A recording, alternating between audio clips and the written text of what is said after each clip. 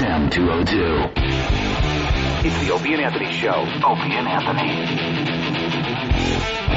Why does radio, out of any other medium, have to be nice? We are being now held to a standard where we have to be nice and make people feel good. Go screw! Radio bad boys, Opie and Anthony. Controversial radio personalities, Opie and Anthony. Infamous DJs, Opie and Anthony. Talk show radio hosts, Opie and Anthony. Opie and Anthony. Opie and Anthony. Radio shock jocks, Opie and Anthony. Opie and Anthony. Shock jocks, Opie and Anthony. Shock jocks, Opie and Anthony. Opie and Anthony. Shock jocks, Opie and Anthony. Opie and Anthony. What? Hold on. Whose fault was that delay? No. Oh, is it? What do you mean, Correct, open, humiliated. What do you mean right in front of me? When you just end like that, I had to type Dude, I looked at you and went, boom, like go. That was sloppy. If you had to say a celebrity that you most resemble, who would you say? Jodie Foster? If she ate the real Jodie Foster. Silence of the Hams. This is where entertainment is going. I do not touch that. The only things that may touch that is toilet paper and baby wipes. I am right now. Oh my God. They are sick freaks. How close did you get to having relations with the dog? You have to put oven mitts on all the German shepherds so they don't scratch Marjo. It's time for people to understand these are words. If you don't like them, turn the dial. But enough of this palaver. Let's get the show on the road.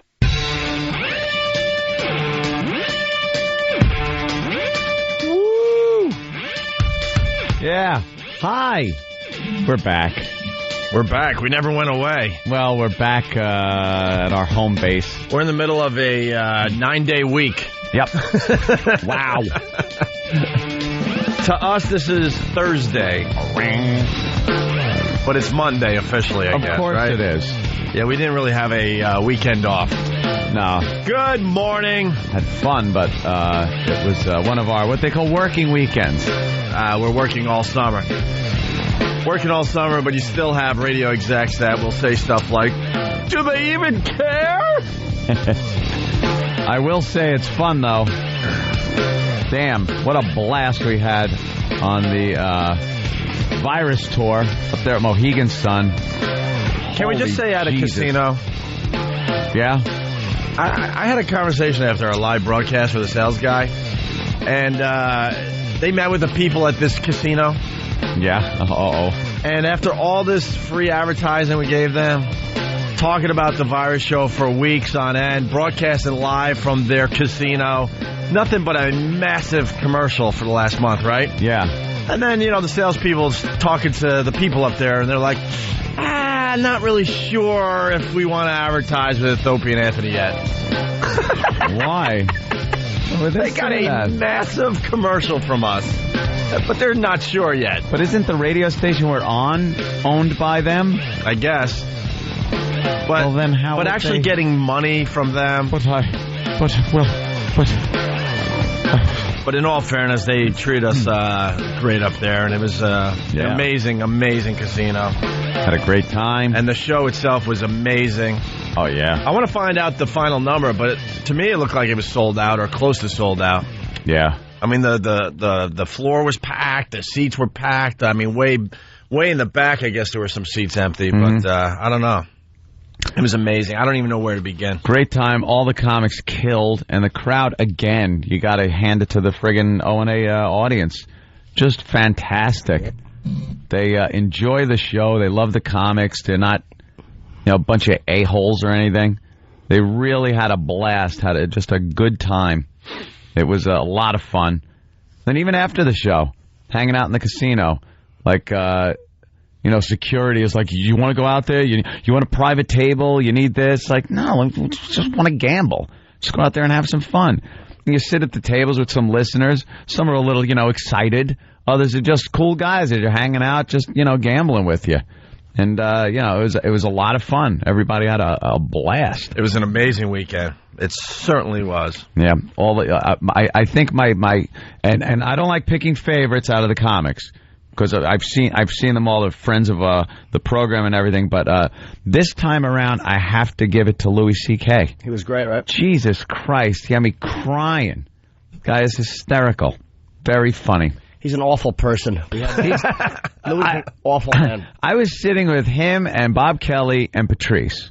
in the little room where we were. They have the food set up, and they were just going around with stories about Barry. They were telling awful Barry stories, and it's hysterical just to listen to three comics talk to each other like three that. Miserable comics. Yeah, three miserable comics. But Louis, you're right, just miserable and hysterical. Me and Kenny were at having a dinner, and so Louis had his family in the room, and he came down because of he had got away from his wife for a little while to come down and have some dessert, and he had driven in that day. He was not. He sat down, and you didn't hear the shh. You know the cush of a seat when somebody sits in it? Yeah, as the air's being released. Before the C-bomb got dropped. He was talking about his wife. Oh, he was so cranky from driving with his wife. He really makes me laugh, man. Livid. But she didn't watch the show. She was upstairs in a room with the kids. Yeah, well, she has two kids, too. Because I'm asking Louis, I'm like, is the wife going to see you perform tonight? No. Why would she bother? No. Why would she bother seeing what makes the money? This tour is getting great reviews. No, what's amazing? 3 hours, and I think we almost made 3.5 hours on this show. Yeah. Right to the end, laughs. Yep. Right to the end, people still laughing and applauding and standing up and falling down. And falling down. Yeah, we got a lot of controversy to get into today. Oh, boy. Rich Vos might have broke his elbow. Yep. He's pretty much blaming me. He's already here with an X-ray down the hall. Yeah, well, he's getting his coffee. That's a prelude to a lawsuit because you know Rich Vos. Yes. You know where the Vosses come from. I had guilt in my heart all day Everyone's being sued. The person that made the cake is being sued. He's suing his own pregnant wife. His pregnant wife will be sued for bringing the cake. Yeah, the baby she's carrying is being sued. Anybody that doesn't know, Voss turned 50 on Saturday. He was the host of the Virus Show. He did great. Yep. And at the end, we wanted to do something special for him, but we don't plan anything. It's part of what makes us fun and spontaneous. It's a part of what makes us lazy and mediocre. Can I tell you some of the ideas we were thinking of before we did what we did? Was one of them give him an education, finally? Give him a high school diploma for his birthday? Retard. And Jimmy told me something about Voss. I had no idea. New info. I've known him for about 7 years now. He doesn't like to be touched. Oh, he hates it. So as soon as he arrived at the arena on Saturday, I started poking him, and he got so uncomfortable. Like, why are you poking him? Just because he hates any type of touch. He has no ability to be... Voss is really trash. He has no ability to be affectionate without sexual contact, and with men, he's completely uncomfortable. Right. Like, I realized it was his 50th birthday, so I'm like, and I went to hug him for his birthday. And that shame-filled nothing. He has one stiff arm around you, and he shies away the other arm. He just can't have any human contact. No. And the man hug thing's very popular these days. It's fine. The shug. You shake your hand. The shug. And then you pull in toward the chest. So your hands that are together for the shake is kind of against your chest. And then you give the pat on the back. Hey, good to see you. Oh, you don't do the kiss on the neck? Only with family of Italian or Sicilian descent. I've done that with Bob Kelly coming off stage at the Cellar when he was hosting. I kissed him on the neck. I was like, hey, thanks. And I kissed it, really creeped it out to his wet, cold neck kiss. Yeah. That fat neck. I'm getting a little stunned at some of the people that are giving me the shug. Yeah. Like Bob Saget. Yeah. Is now a shug friend to me. He's a shug. I was like, wow, that is really cool. I'm shugging with Bob Saget. Yeah. It's very cool. Sully came from Godsmack. Sully shugged with Sully. He is a shake hugger. I just give the hug. Sully's very shuggable, though. Very sweet. It was good to see Sully. It's been a while. Yeah. I'm not a good shugger. I don't like to shake hug. I don't mind hugging somebody if I like them. Yeah. You know, I'd rather do. I either want to shake or hug. I don't mince. You're a blugger.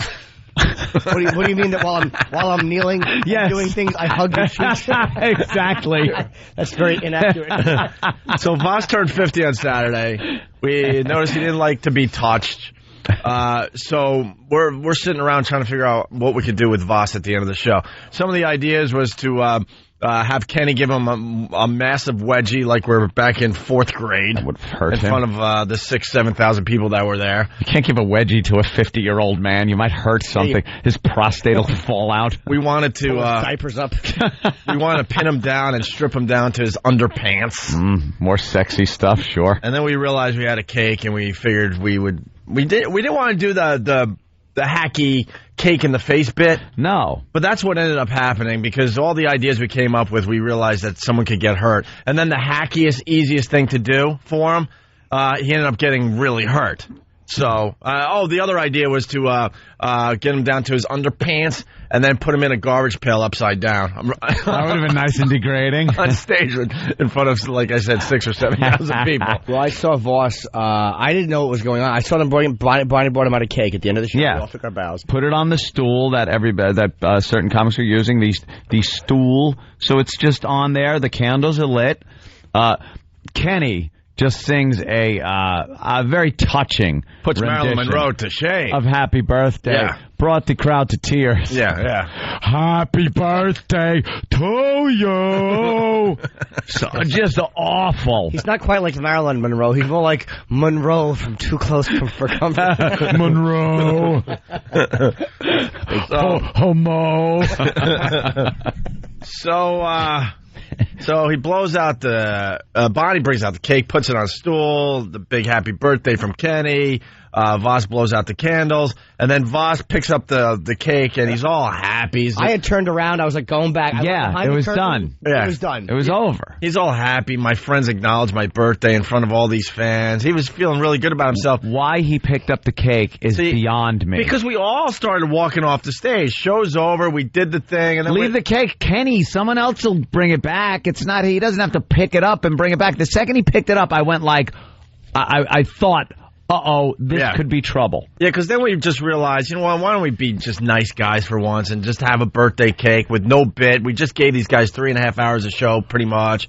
Let's end in style. Him with his comedian friends, his pregnant wife that's due like in a day or two. Yeah. And then the idiot doesn't leave the cake on the stool. He picks it up because he's so excited to have a birthday cake. He can't wait to bring it backstage to share it with his friends. So he's got both hands under the cake. And that's when at about chest height. Yeah. And he's a big smile on his face. Yeah. And he turns around to start walking toward the exit of the stage, the back exit. As soon as he picked up the cake, I got to jump in here. I decided to circle back. I'm like, look, if you're going to be this dumb, I'm circling back. I'm going to get something done. All right? Yeah. So I circle back. He's now holding the cake. How close to his face? It was very close. It was against his chest. Yeah. And he was struggling with his tiny little midget arms. So he didn't even have a grip on it. He was flat hand holding it on the bottom, right against his chest, about 3 inches from his chin. Yeah. Dude, he was asking for it. So I took my right hand, got under the cake, and I started pushing up toward his face. You gave it a shove that more put him in a backwards walking motion to avoid the cake going into his face. It was kind of like a Voss, I got you right here. I could slam this into your face, but I'm just tipping it up. I was just going for the quick little, like, hit his face with maybe get it on his chin a little bit. Right. So don't give away the ending here. Oh, no, wouldn't dare. Because, all right, I'll explain after the break. But so, next thing I know, Voss is on the ground. There's cake all over his face, all over his shirt. Covered. He's laughing, but he's holding his elbow. He fell down right on his elbow. Yeah. Obviously, something really bad happened. It blew up. I immediately, even though I'm openly laughing, I'm feeling guilty, like, what the hell? It wasn't supposed to end this way. And then, as we're doing the signing after the show, his elbow blew up, like, to 4 times the size. Yeah, it was giant. He's got ice on it as we're signing autographs and taking pictures with the fans after the show. And then he's got it resting in ice as he's signing. I was sitting next to dumbbell, and he had it resting in ice as he was signing. I was so happy. And then Catfish Voss, just icing his elbow after the big game. Yesterday, driving back to New York, it was just phone calls going back and forth. A little phone, like I couldn't get him on the phone. Then he called me back, and I was on another line. We finally talked later in the day. And he said, 4 hours in the emergency room. I'm bringing the x-ray in tomorrow. Yeah. And then I was just like, I'm sorry. Now I feel really bad. I'm sorry. I'll pay for your medical bills. He's like, I got insurance. I don't need that. I'm like, I'm insured. And I felt nothing but guilt. I'm like, dude, whatever I could do, I feel really bad. We were just trying to have fun. I really felt bad. Why? I wouldn't have felt bad if he grabbed his chest and clapped it to the audience. I would have felt nothing. I would have felt just the opposite. Happy 50th. Invigorated and joyful. And I'm sure Bonnie would have sent us all checks. Yeah. Thank you. So we come in today, And we start talking about exactly what we just shared with you guys. And then I just happen to go on YouTube.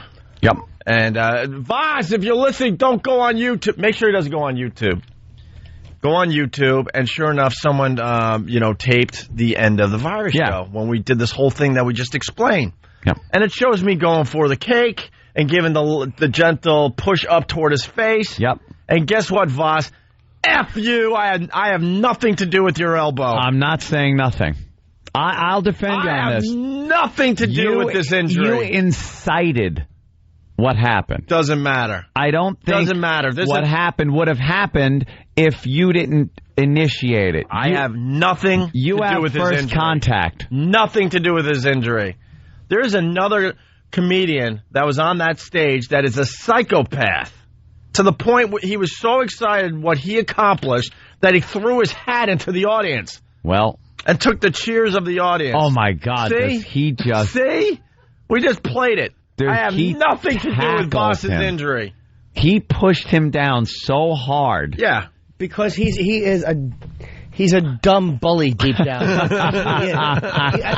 He's a dumb bully. I can't wait to get Voss in here to tell him that I had nothing to do with this. Look at dumb bully. He just runs at him and hits him so hard. Voss goes flying back 5 to 6 feet from this push. I can't believe I missed that. Oh, it was classic. I heard the explode. I heard the audience. And I'm like, I think I know what just happened. And there's the comedian that was so happy that he pretty much broke Voss's arm. He throws his hat into the audience like, thank you. Good night. The bully. He is. We have a bully among us, and believe it or not, it's not me. He's just a dumb bully. I was doing a nice little thing, and someone else had to just take it over the top. Over the top. So we'll get Voss in here next to finish that story. Ethan from New Hampshire, what's up? Hi, yeah, I was just calling since Opie said it was basically your Thursday. I was just calling for phone call Thursday. No, see what he means. Oh, Jesus. What he means is it's Monday.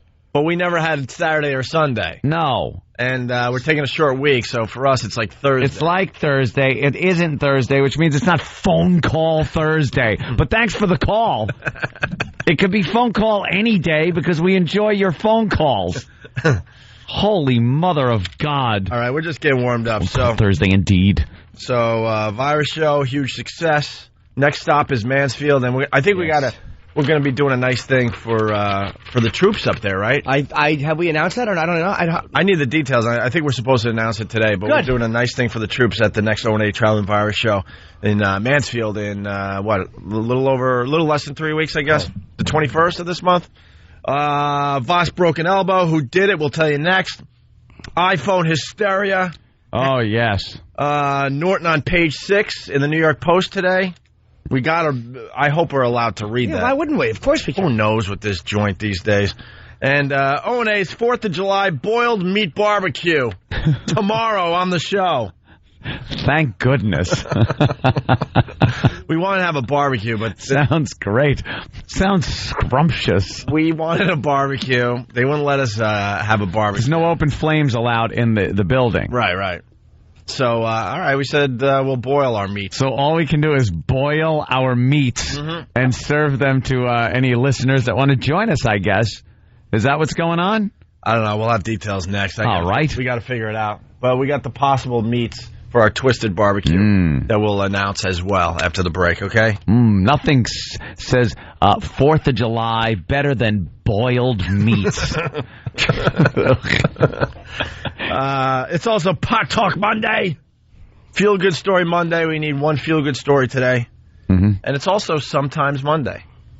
Sometimes Monday as well. Sometimes. On the Opie and Anthony Show. Good morning. You're checking out the Opie and Anthony Show. The O&A virus spreading across America. Philly, wake up. We're coming to Philly in... July 11th, I want to say. I think a week from this Wednesday, right? Yes. Broadcasting from WISP a week from Wednesday, and we're also doing Thursday, a couple days down there. We are taking to the road this summer. You ain't kidding. Yep. It's a beehive of activity. Can't wait. It's been a while.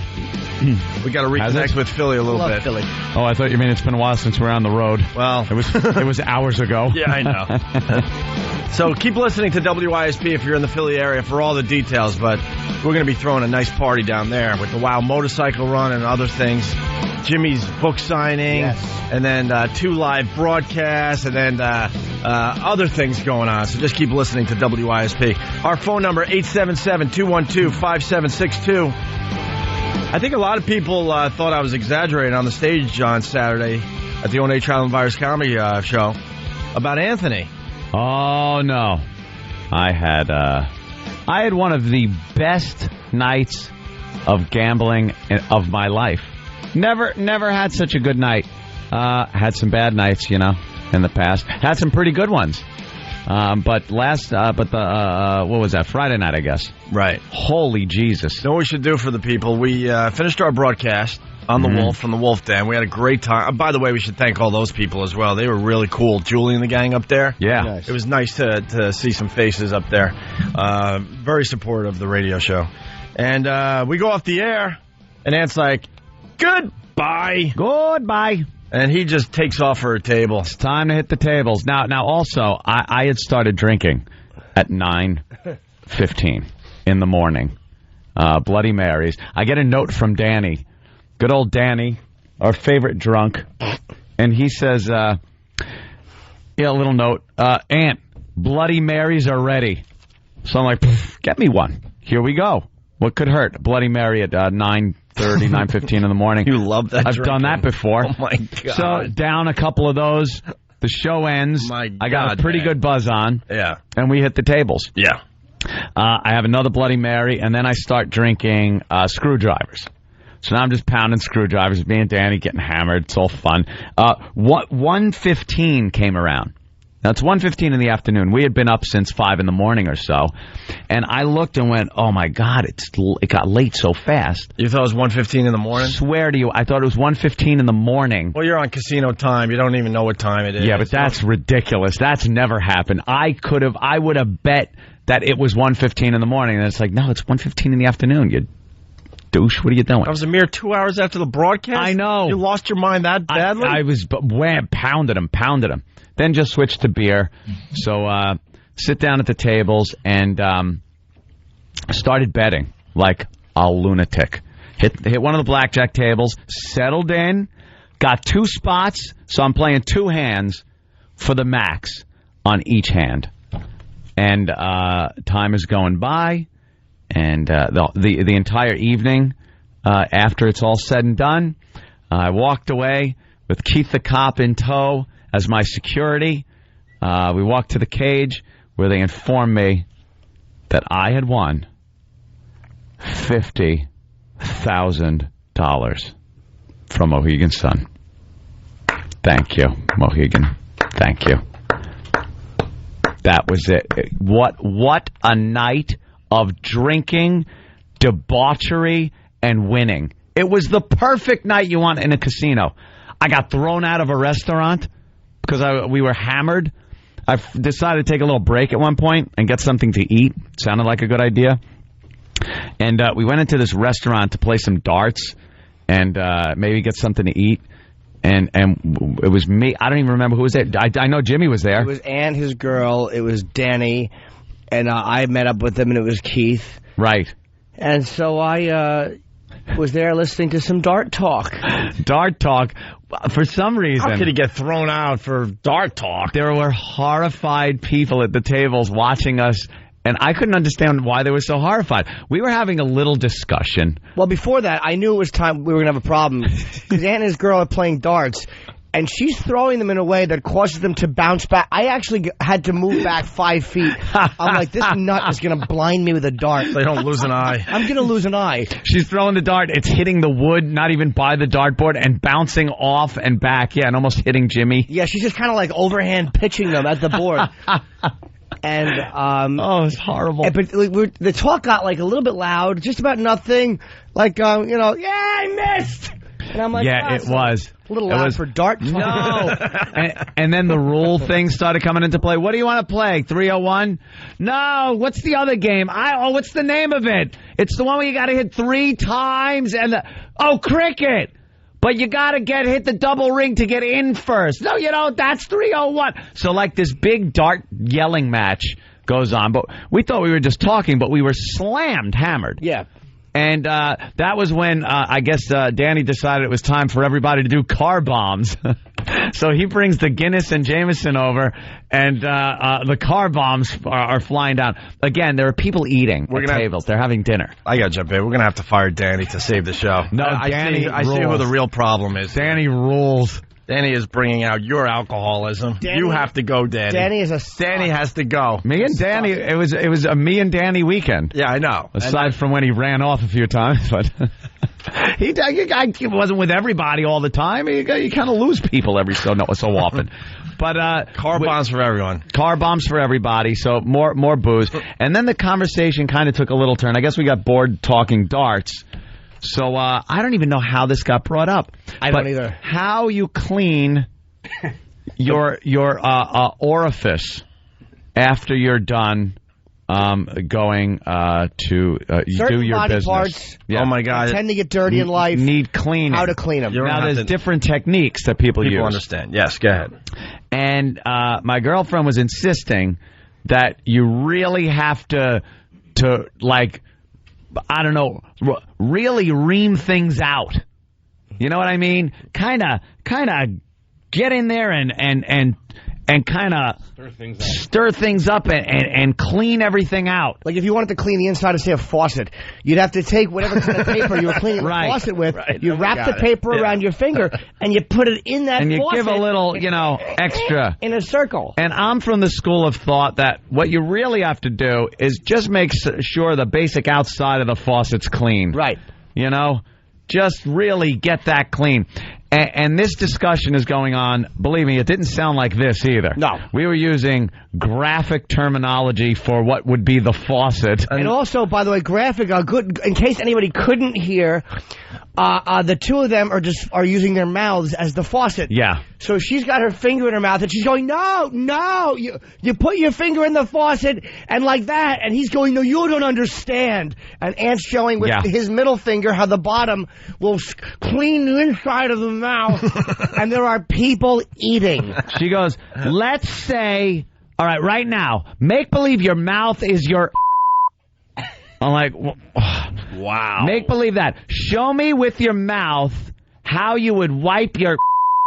I'm like, all right. So I lean over sideways, and I start, smearing my mouth. Oh, my God. And she goes, no, it's like this. Wham, sticks her finger in her mouth.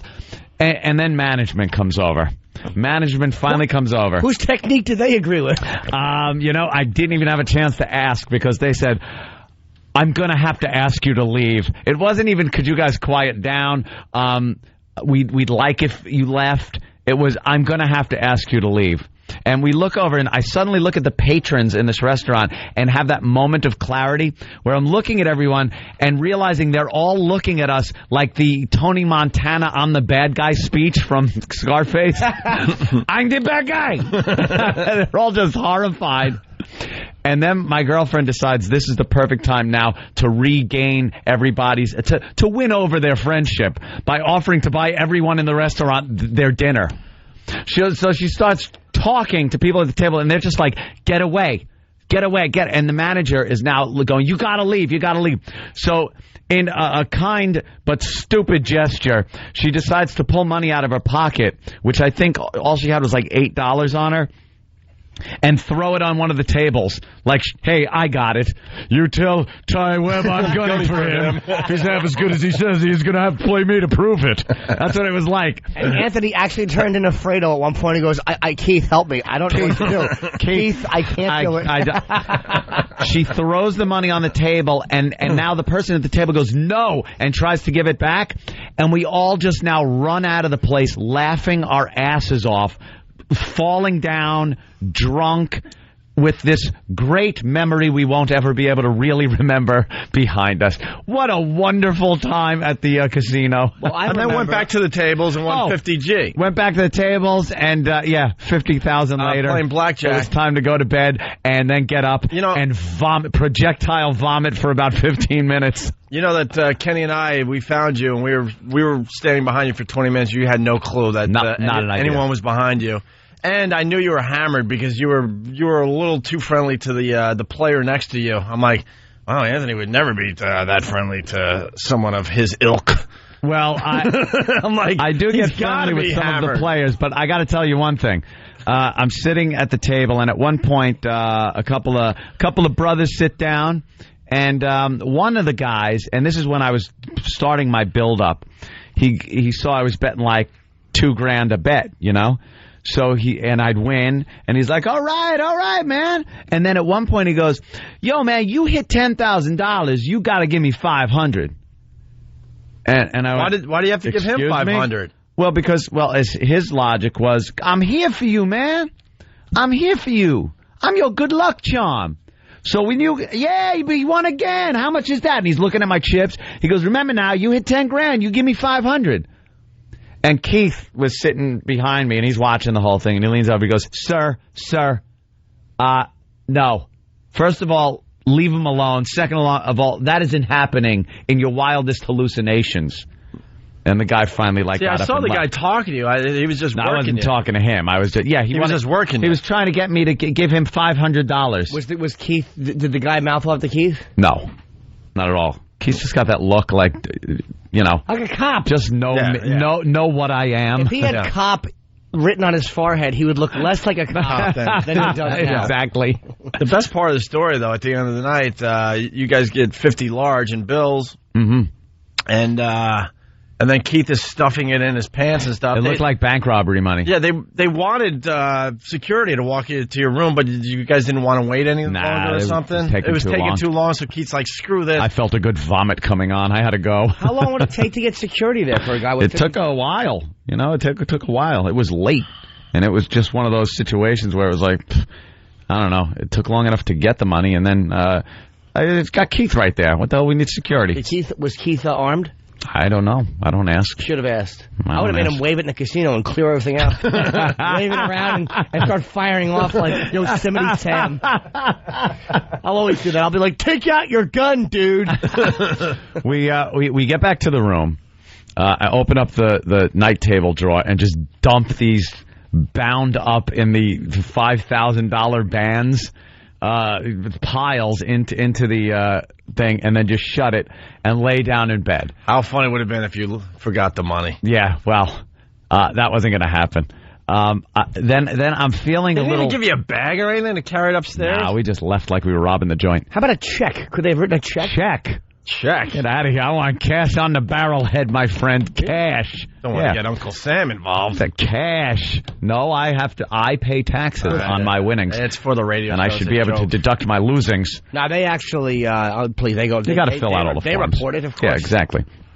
So I go up to the room, and after a few minutes of laying in the bed, which somehow, I don't know how this happened. Is this an attraction at Mohegan Sun? When you win, they put your bed on a helicopter rotor, and they spin it around real fast as you're trying to sleep. I got up, and I puked for about 15 minutes straight, which my girlfriend then laughed at me the next morning. I said I had the Mohegan ab workout last night.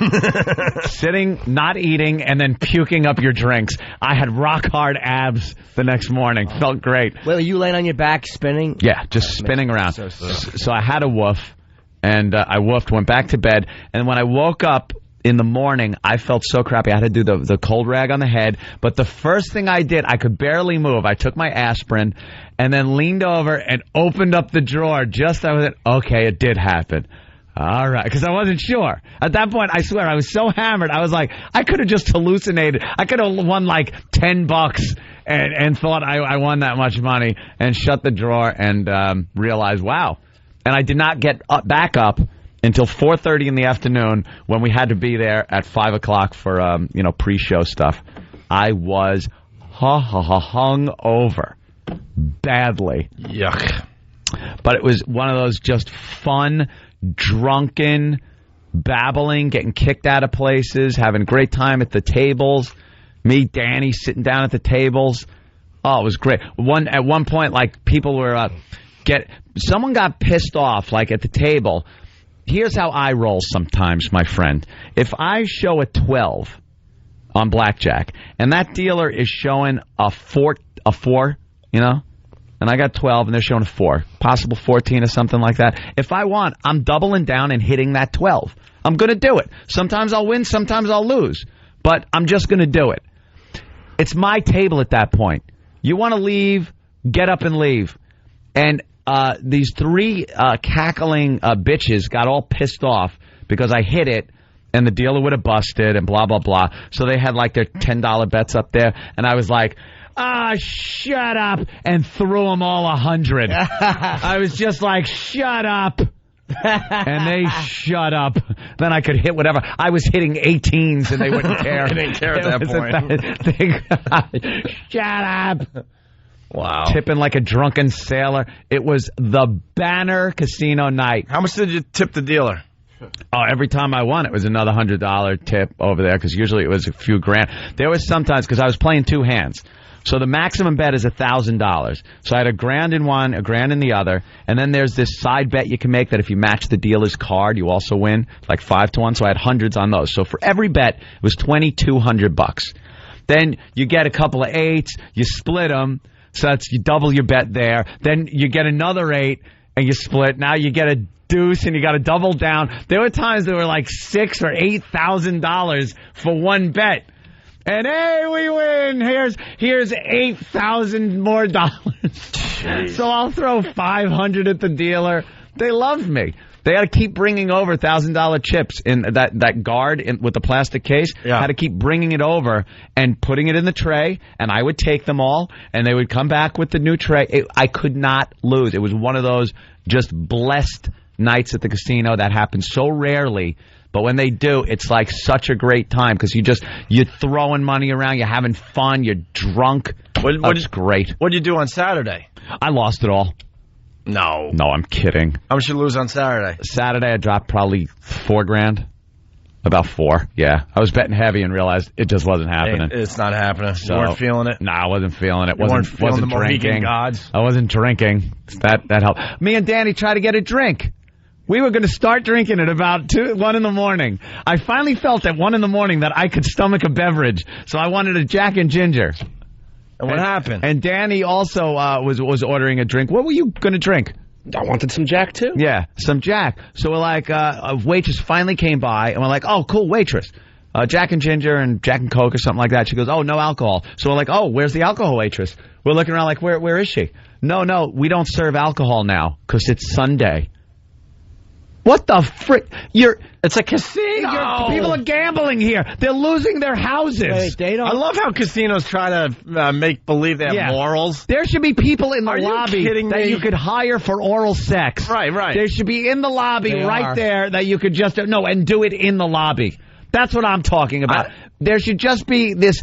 They shouldn't try to make it seem like, hey, we don't do that. Stop making believe you have morals. You got like a fleet of little rascals right outside the place to take all these retirees, freaking bank accounts. Take their Social Security money. Right.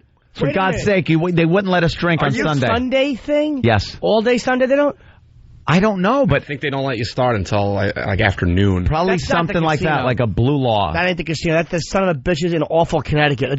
Believe me, the casino wants you drinking. My brother got kicked out of a club or a bar because he ordered a beer and a shot. You can't do that in Connecticut? I had no idea. Yeah, that was another ridiculous drinking rule. Did you know this? No. In Connecticut, you cannot order a drink and a shot at the same time. You can't have 2 drinks in front of you at the same time. Right. And that's one of the reasons. That hurt me more than helped me. Exactly. That's why we got so hammered, because they'd come around and ask you if you want another one. You still had half. Half a drink? Yeah, okay. Me and Danny are chugging our drinks down, gulp. Because you can't have the 2 in front of you. And then we'd hand her an empty glass. Give me another. Well, my brother had no idea, and he got kicked out of it. Their fault, Danny. He got kicked out of a joint. He's like, why would I try to sneak 2 drinks from you? I didn't know the law. But he got kicked out with all his friends. So Jesus. But come on, can't get a drink on it's Saturday. First of all, it's still Saturday night. It's not Sunday morning at at 12:30 on Sunday morning. It's still considered a Saturday night. You're partying, you're having fun, and then they cut you off like that. Right. Yuck.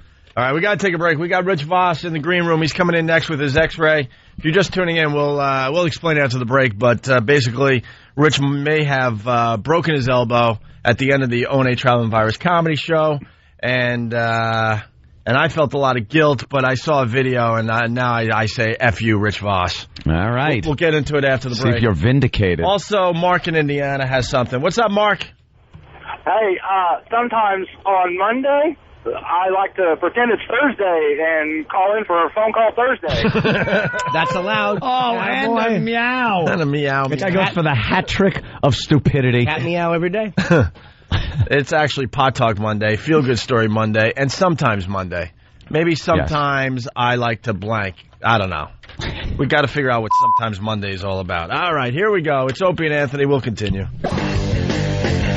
It's Opie and Anthony. Are you still drunk? Why? You're yelling and screaming at a computer right now. I'm yelling at Pal Talk. I got to just explain. We go to break, and Anthony, for the most part, the entire break has been yelling at his computer.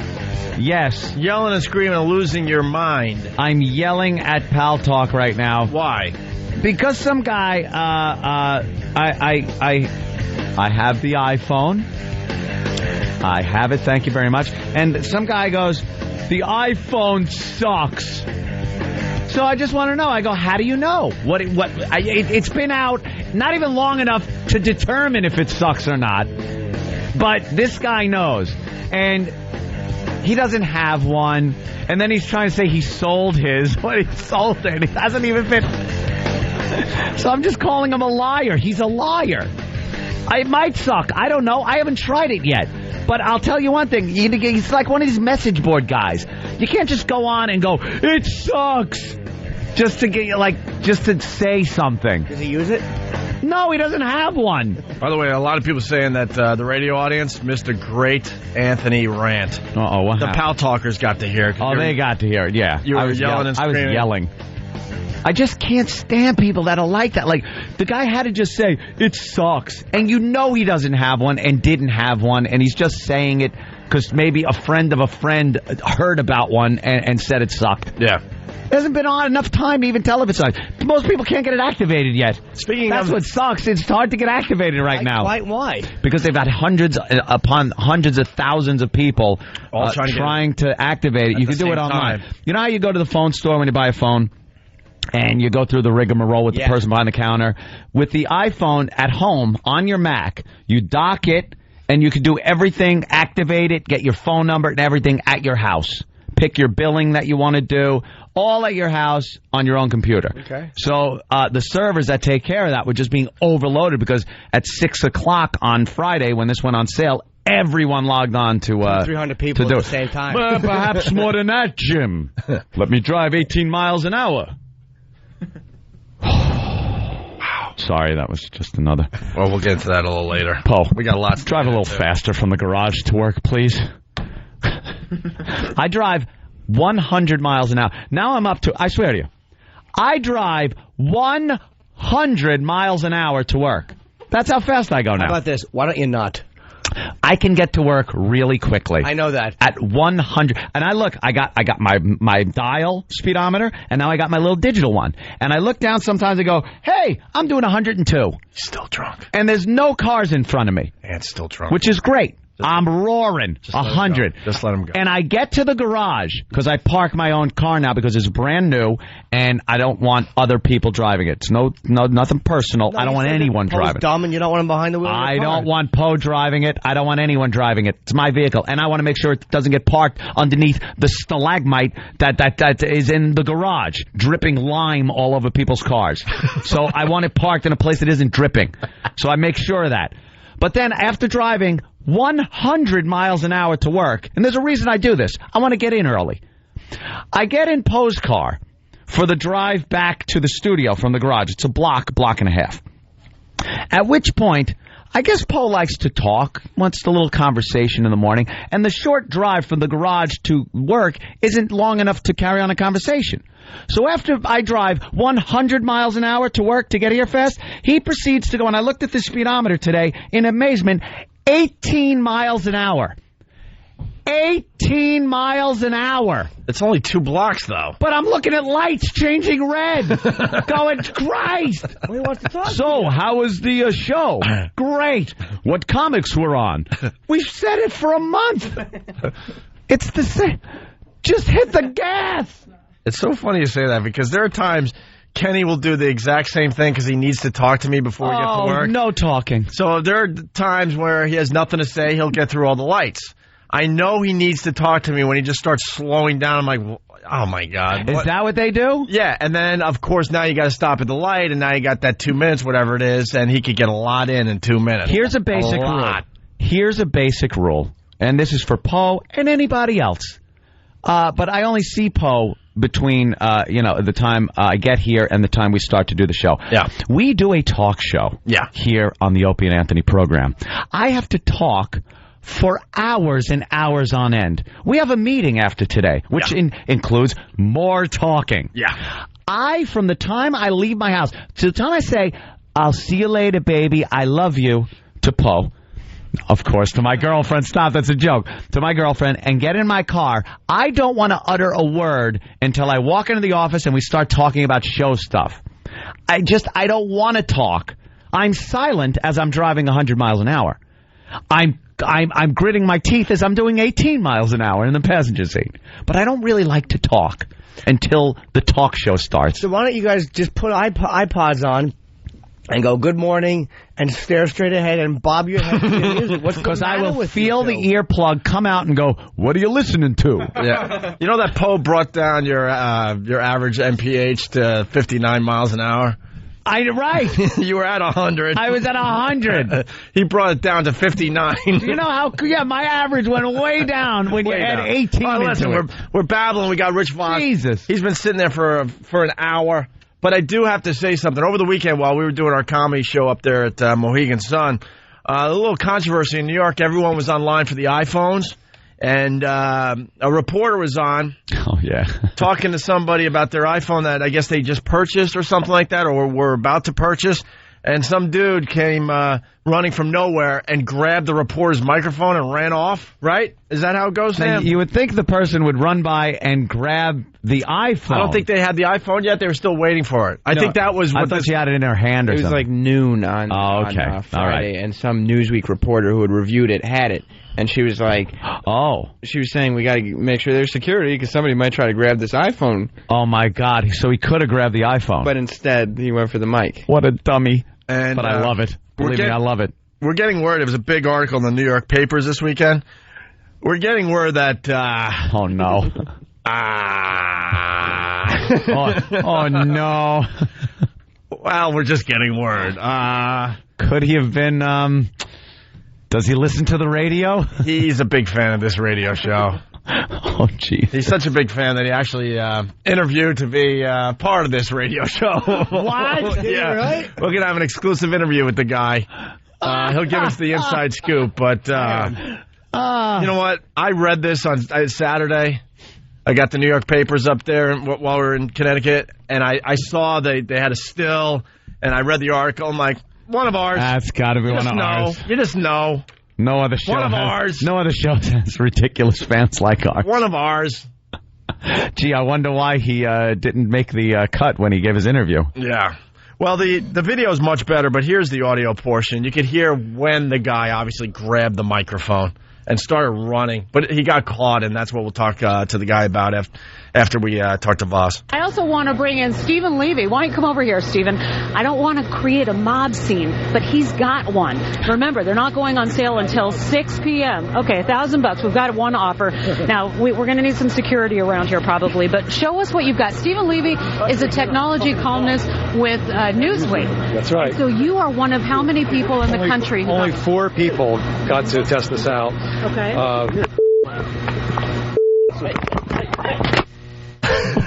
Oh, Jesus Christ. He just grabbed the mic and ran? Yeah. Yeah. All right, I got the video up over here. Yeah. There we go. Wow, he was quick. Yeah, and there he goes. But they got him. They got him they're fast. chasing him. What? He couldn't run? Well, if he was one of our fans, exercise isn't probably one of his strong suits. So then they go back to the anchor. Well, the anchors go back to the reporter and make sure everything's okay. Oh, my goodness. And obviously, somebody has interfered with Laura Ingalls' live shot, grabbing her mic and running. We apologize for the profanity, which he also said on our air. I don't know what's happening there. We're going to check in with Laura. Let's go back to that if we can, just to make sure everybody's okay and Laura's okay. Yeah, we've got that's one of our photographers, John Casala. He's a big guy. He sure can take care of that. We're kind of trying to pan back to see if Laura's okay. There's the microphone. There's another photographer. There's Laura. She's doing okay. Can we get her feedback up, folks? Yeah. You guys got me? Yep. Yeah, we got you, Laura. What happened there? We're walking back. We had somebody in line. A lot of these people have been yelling over our shoulders, wanting to get on camera, and that actually did not have anything to do with that gentleman trying to get the iPhone. Was he trying to get the iPhone? No, well, let's ask him. He's on the line. All right. I thought we were BSing about this guy. Rob, what's up? Hey. Rob. That was you, huh, Rob? Lunatic. That was me. What the hell were you thinking? I didn't think Fox deserved the microphone. Hey, I like that. I like how you think. So you're standing there. Were you waiting for an iPhone, or you were just in the area? I was hoping you guys were recording. I didn't realize you were upstate or in Connecticut. Yeah, we were in Connecticut. So you're hanging out, and you decide you were going to grab the mic, or did the grabbing the iPhone ever come into mind? No, it never crossed my mind till I read in Fox News' report that I stole the iPhone. Yeah, that's what I read too. Really? Yeah, but it was the mic. But see, he's smart, kind of smart. If he grabbed the iPhone and ran, then he'd still be in jail. You'd be in jail. That would be big trouble. But what happened? You got arrested, dude? Well, yeah. What happened at 2:30? I was online. Like one of the kids let me online. So you can't wait. So she's doing the live report. I got to walk people through this. You come along, you grab the mic, and you run. Now, you pretty much get away with it. You come back to that same area to get online to actually get an iPhone. Yeah. You got away the first time? Yeah. How far did you get with the mic? Oh, well, you see it. It was just maybe 10 feet. And then what happened? The guy. There was a 6'5" camera guy from Fox. Yeah. He jumps on top of me, beats me up. I was all bruised. I still have cuts from it. Yeah. And eventually he gets off, and you hear them talk about it in the rest of the video. But does he let you go at that point? Yeah. He roughs him up a little bit, gets the microphone back, and everyone goes about their business. Yeah. So then you came back. Well, 10 minutes later, a cop came by and was talking with him, and they told me that Fox News didn't want to press charges. So I was like, okay, good. I won't press charges right now. I'll let you know later. Then 2:30 rolls around. I'm just sitting online. 8 cops come to me. They yell at me to freeze, arrest me. They won't tell me anything. They don't read me my rights or anything. And they throw me in a SWAT car. And that was on, I think BBC recorded that, and that video is online also. All right, so what time was this on Friday? Yeah, Friday about 2:30. How long were you in the station house for? I finally got out at about 10:30 the next morning. Oh, wow, overnight. Yeah, they brought me downtown, holding facility. Did you get into any homosexual jail sex? I'd rather not talk about it. All right, I understand. A sensitive issue. Did they bring you to the Tombs or no? Which one? The Tombs? The Tombs? You would know if you were in the Tombs. Were you? I don't think so. This show is very familiar with the Tombs. Very. I heard about that. Yeah. All right, so they held you overnight, huh? So who got you arrested if everything was cool on Friday? What happened? Well, that's where the interesting story comes in. So Fox News didn't want to press charges. So rumor has it, this is what one of the officers in one of the precincts told me.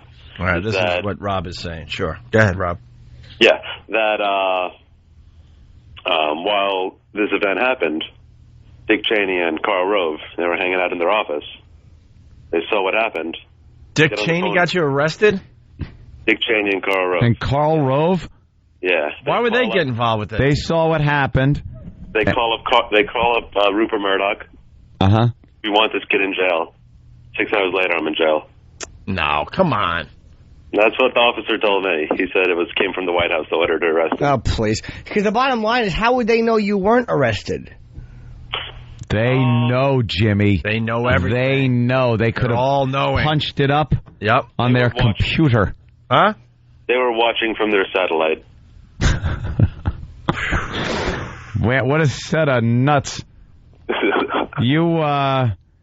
But what were you going to do with the mic if you got away with it? Well, I wanted to talk into it and then drop it in the water. Now, you got off a couple of F-bombs, I guess? I think 2, yeah. What were you saying without using the actual word? What context were you using the F word in? I said, don't flippin' mess with me. Right. And give me that flippin' mic. Don't flippin' mess with me and give me that flippin' mic. Well, flippin' isn't the F-bomb. Of course not. Oh. Jimmy. And now what repercussions are there, sir? Were you bailed out? Were the charges dropped? Do you have to go back to court? Well, I was in court, and the bailiff, when he sees me coming in, he starts giving me the thumbs up, smiling at me, backing up. The guy's next judge. Yeah. The prosecutor asked for like $2,500 bail. They say I'm charged with burglary, apparently. Burglary? For stealing a microphone? Some burglar. Yeah. First it was grand larceny. Yeah. But they realized that one didn't really work at all. God, such dicks. So I guess burglary was their next choice.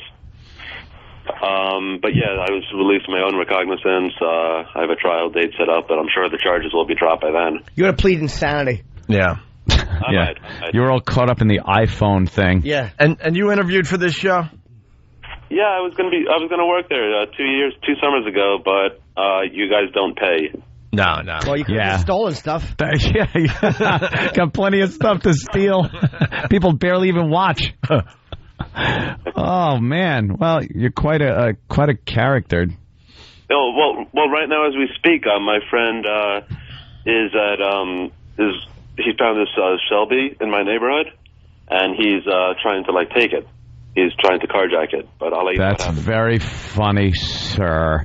I'd like to see you try. They're calling you an eye-bore on the on instant feedback. Eye-bore. I like the eye moron. That one was. Yeah. All right. I don't like derogatory talk. Well, Rob, let us know how the charges go. Okay? Yeah. Good luck to you. I have one request. Yep. Do you think you guys can play the KKK song? Probably not. What song is that? Yeah, hopefully you got that downloaded by now. That was a while ago. That might be a tough one to get on today. Yeah. It was one of the greatest songs ever recorded. All right. Thank you, Rob. Have a good day. There he goes, Rob, everybody. Idiot. Everybody now putting an I in front of all the things they're calling. Dullard is coming in from Dullard. Stephen S. from Bayshore. Dope. Eric in Colorado, what's up? Eric in Colorado. Uh-oh. Yeah, morning, boys. Good morning, Eric. Hi. Hey, my wife bought an iPhone on Friday, and it sucked. Okay, now tell me what you, not her, what you don't like about the iPhone.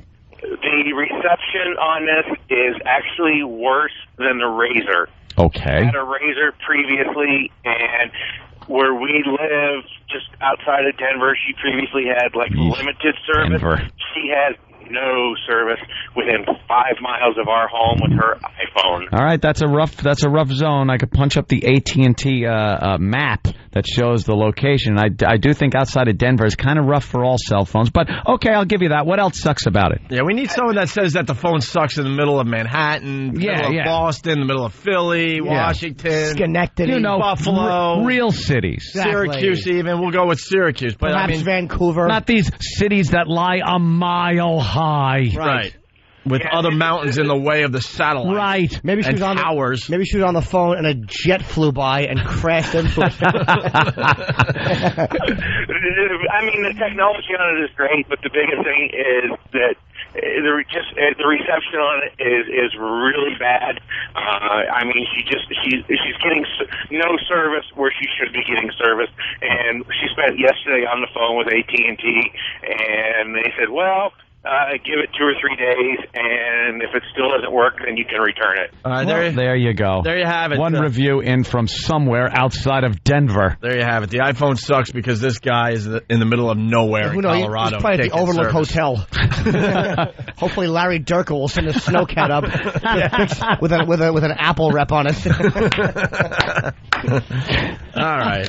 See, now we didn't get Voss on again. We got to get to the bottom of this cake incident. Got to clear your name. I'm clear, man. The video proves it. Although someone is saying, if I can find him really fast before the break, they went frame by frame in the video already, and they said something like frame 29 proves that Ope's guilty. It's like the Zapruder film. I love it. I love it. No. Frame 29 proves. Someone like screen cap frame 29 and send it to us. The cake went back and to the left. Yes. We'll get into the Voss thing definitely after the break. I want to know how Voss's elbow could have been injured. Yeah, Voss might have a broken elbow. He's got the X-ray. Well, we know it's not from writing. And don't forget, tomorrow, it's O&A's 4th of July boiled meat barbecue. Oh. In studio. My mouth is watering. In studio. Can't get the listeners involved because, everything takes forever to get through lawyers and stuff. Yeah. God forbid we do something off the cuff. Yeah. But I guess the staff will be eating some of these things? Sure will. All right. Well, tomorrow we're boiling for the 4th of July twisted barbecue. Beef pizzle. For shizzle. Beef pizzle. What the hell is beef pizzle? It's bull. A certain part of a bull? It's bull. That isn't the part that comes in a pear? It's bull. Also, sheep testicles are going to be boiled tomorrow. What?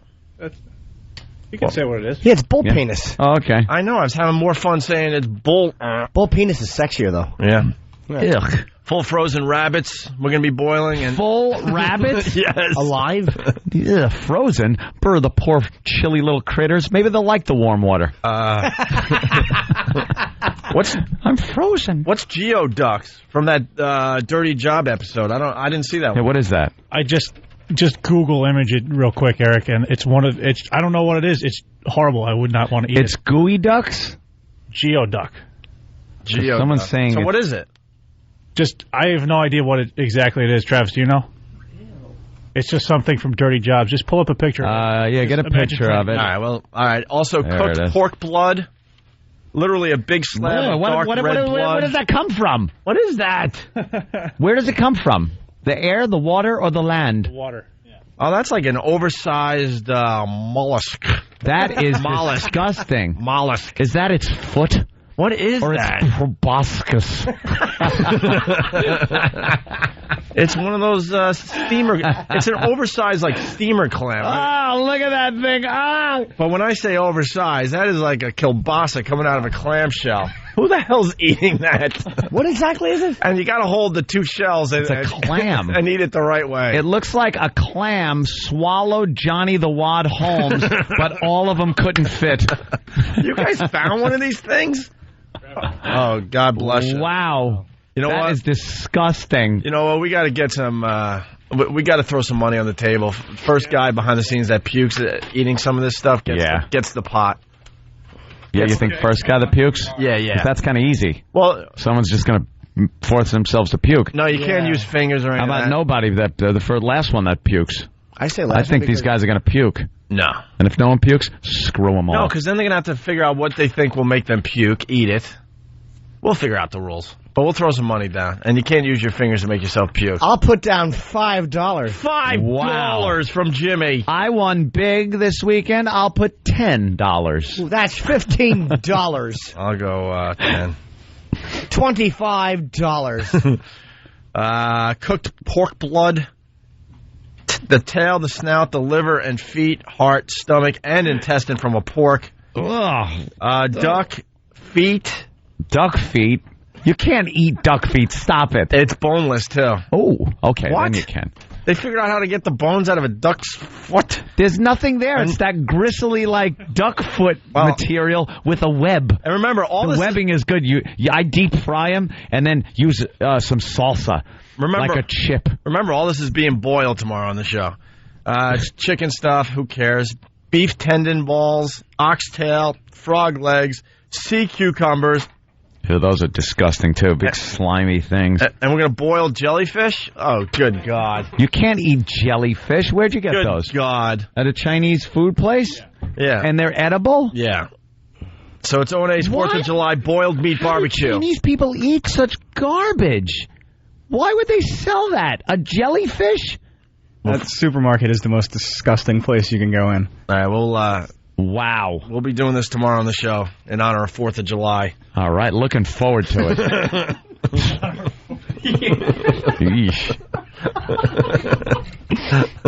All right, and there you have it.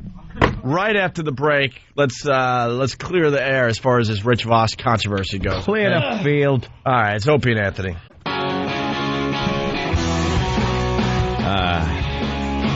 Pronounced gooey duck. Species of large saltwater clam, also known as the king clam or the elephant trunk clam.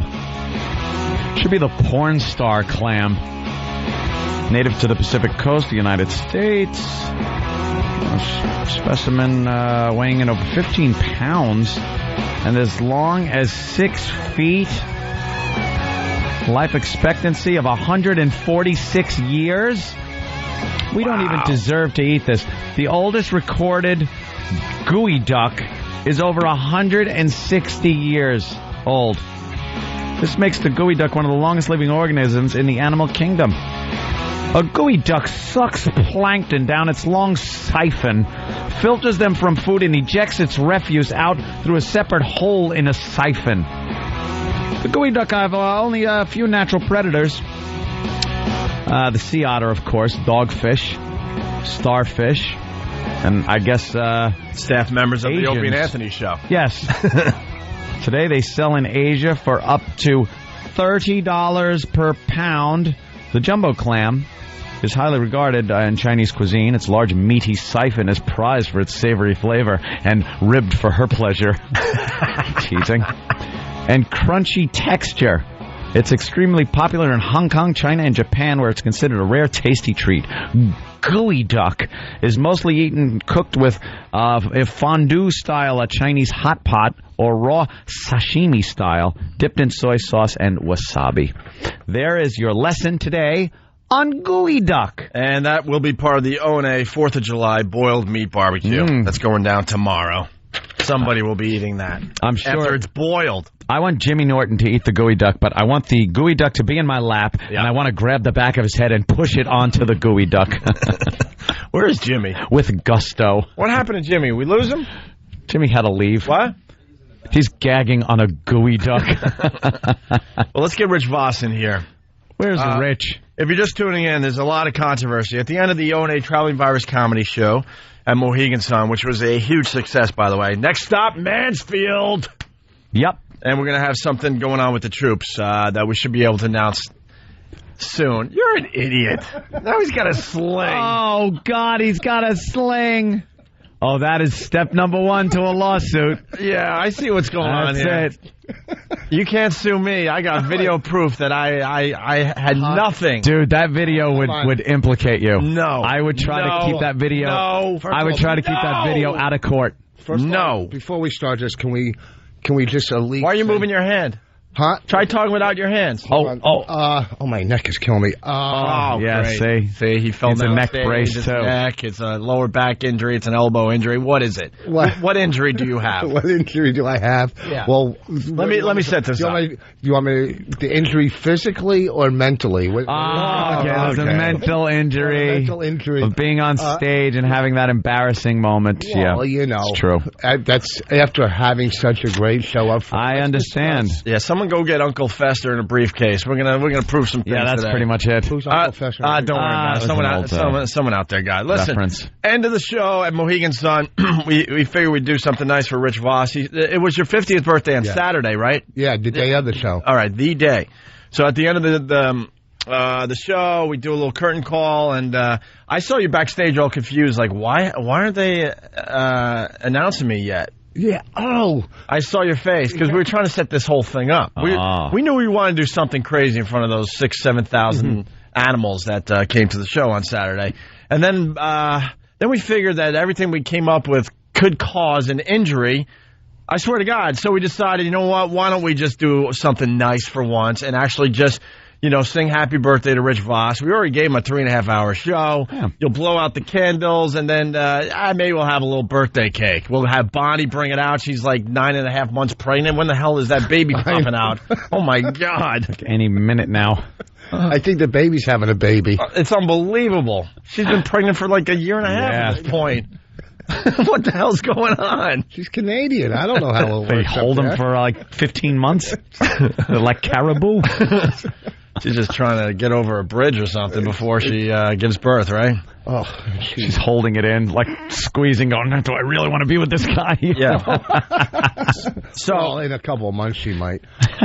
So we decide we were going to give you a wedgie. We were going to strip you down to your underpants and throw you in a garbage pail upside down. Now I have to tell you this.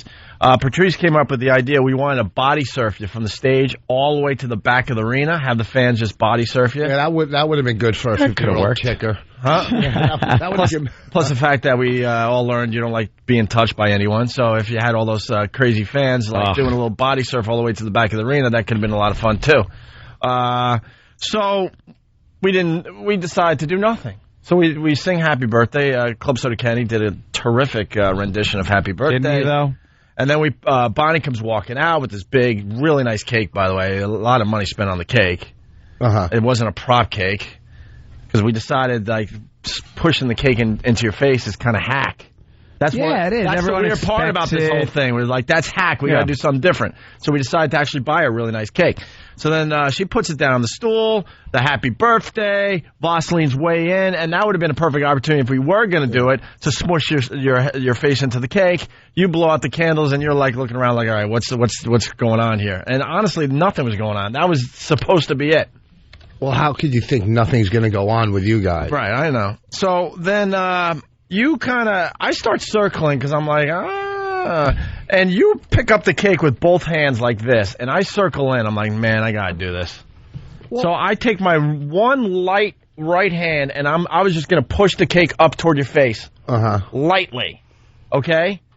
Next thing I know, we don't want to give away the ending here unless you've seen the video. I haven't seen it. All right, next thing you know, you go flying backwards onto your elbow. You got cake. I've never seen more cake on a person in my life. Yeah. You had the cake in your ear, all over your face, all over your shirt, on your ass. I'm like, how is this possible? It got slippery, right? Here's not only that.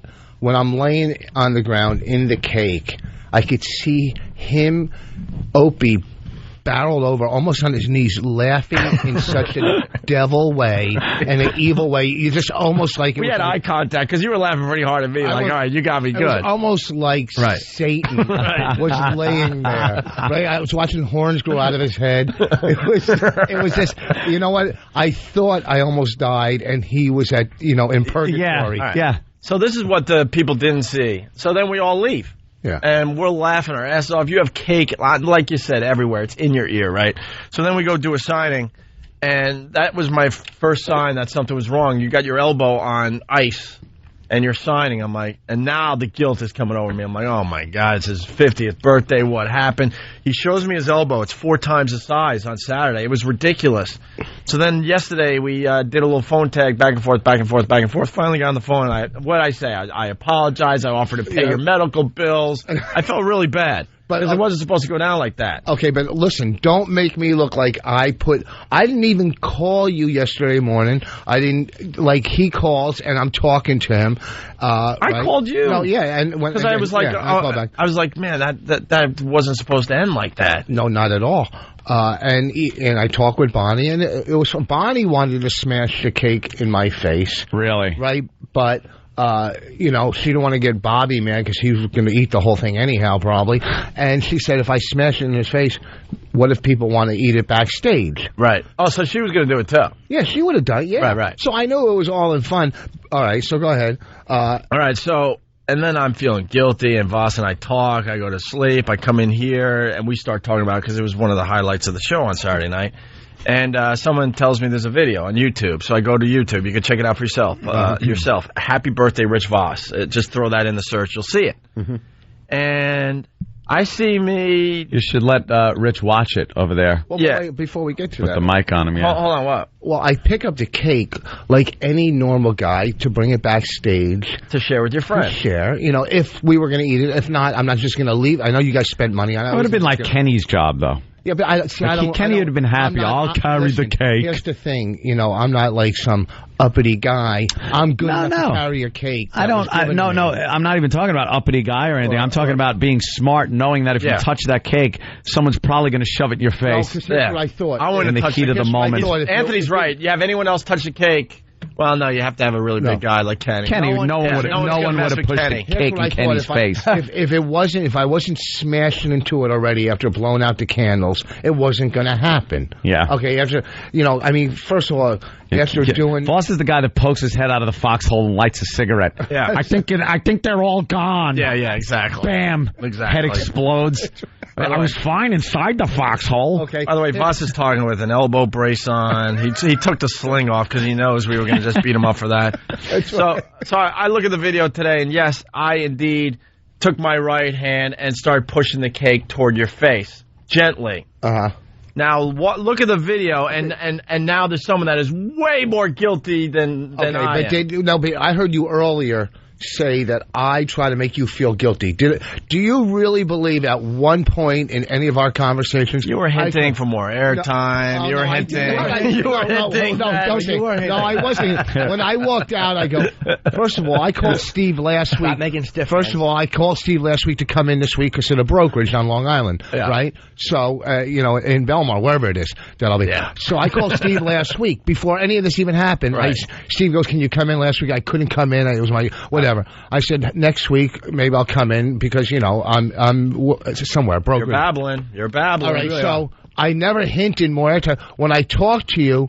Right, I never once. As I was walking upstairs, I go, "Oh wow, this is worth 10 more spots or whatever." It doesn't matter. Listen, first of all, if we want to go back to the NEW days when I was, body slammed off the chair or thrown into a pool from the Asbury Park stage, a lot of physical stuff. I never said, "Oh, I need more airtime." It's because I do the job when You're babbling. All right, well, did I make you feel guilty? You really were hinting. Let's just get to the goddamn here's point. what I'm getting to. When did I make you feel guilty? This is not a big mystery as to what happened. Maybe we're talking about this like no one, like people like. Yeah, maybe it was what happened. Maybe it was my guilt because I offered to pay your medical bills. You're like, "I have insurance." You yelled at me. I'm like, "All right." And I want to know how he's trying to do the right thing. How does he have insurance? Right. You haven't been on TV since 2001. How do you have insurance? Yeah, I was. I did my own pilot last year. I was kidding, Rich. Oh, really? Yeah. All right, listen. Okay. So I definitely started the cake up toward your face. Okay. And then when you go to this video, it's a Happy Birthday, Rich Vos on YouTube. Look at the hit. Can I go look at it? Oh, yeah. There you go. Oh, yeah. Go over there. Look at the hit you take. Start it over. Look at the hit you take. From Bob Kelly. Bob is an animal. He's insane. So we're like, I put my hand up and I go, "Thank you" to the crowd. It's over. We sang Happy Birthday. You see us walking toward the backstage area. I start circling because I'm thinking you might lift it up. Tips the cake. Oh. Bob viciously pushes the cake into your face. All momentum, all his freaking fatness pushes you over. That reminds me of that's probably what it looked like when that couple brought the monkey the cake and it bit his toes, genitals, and face off.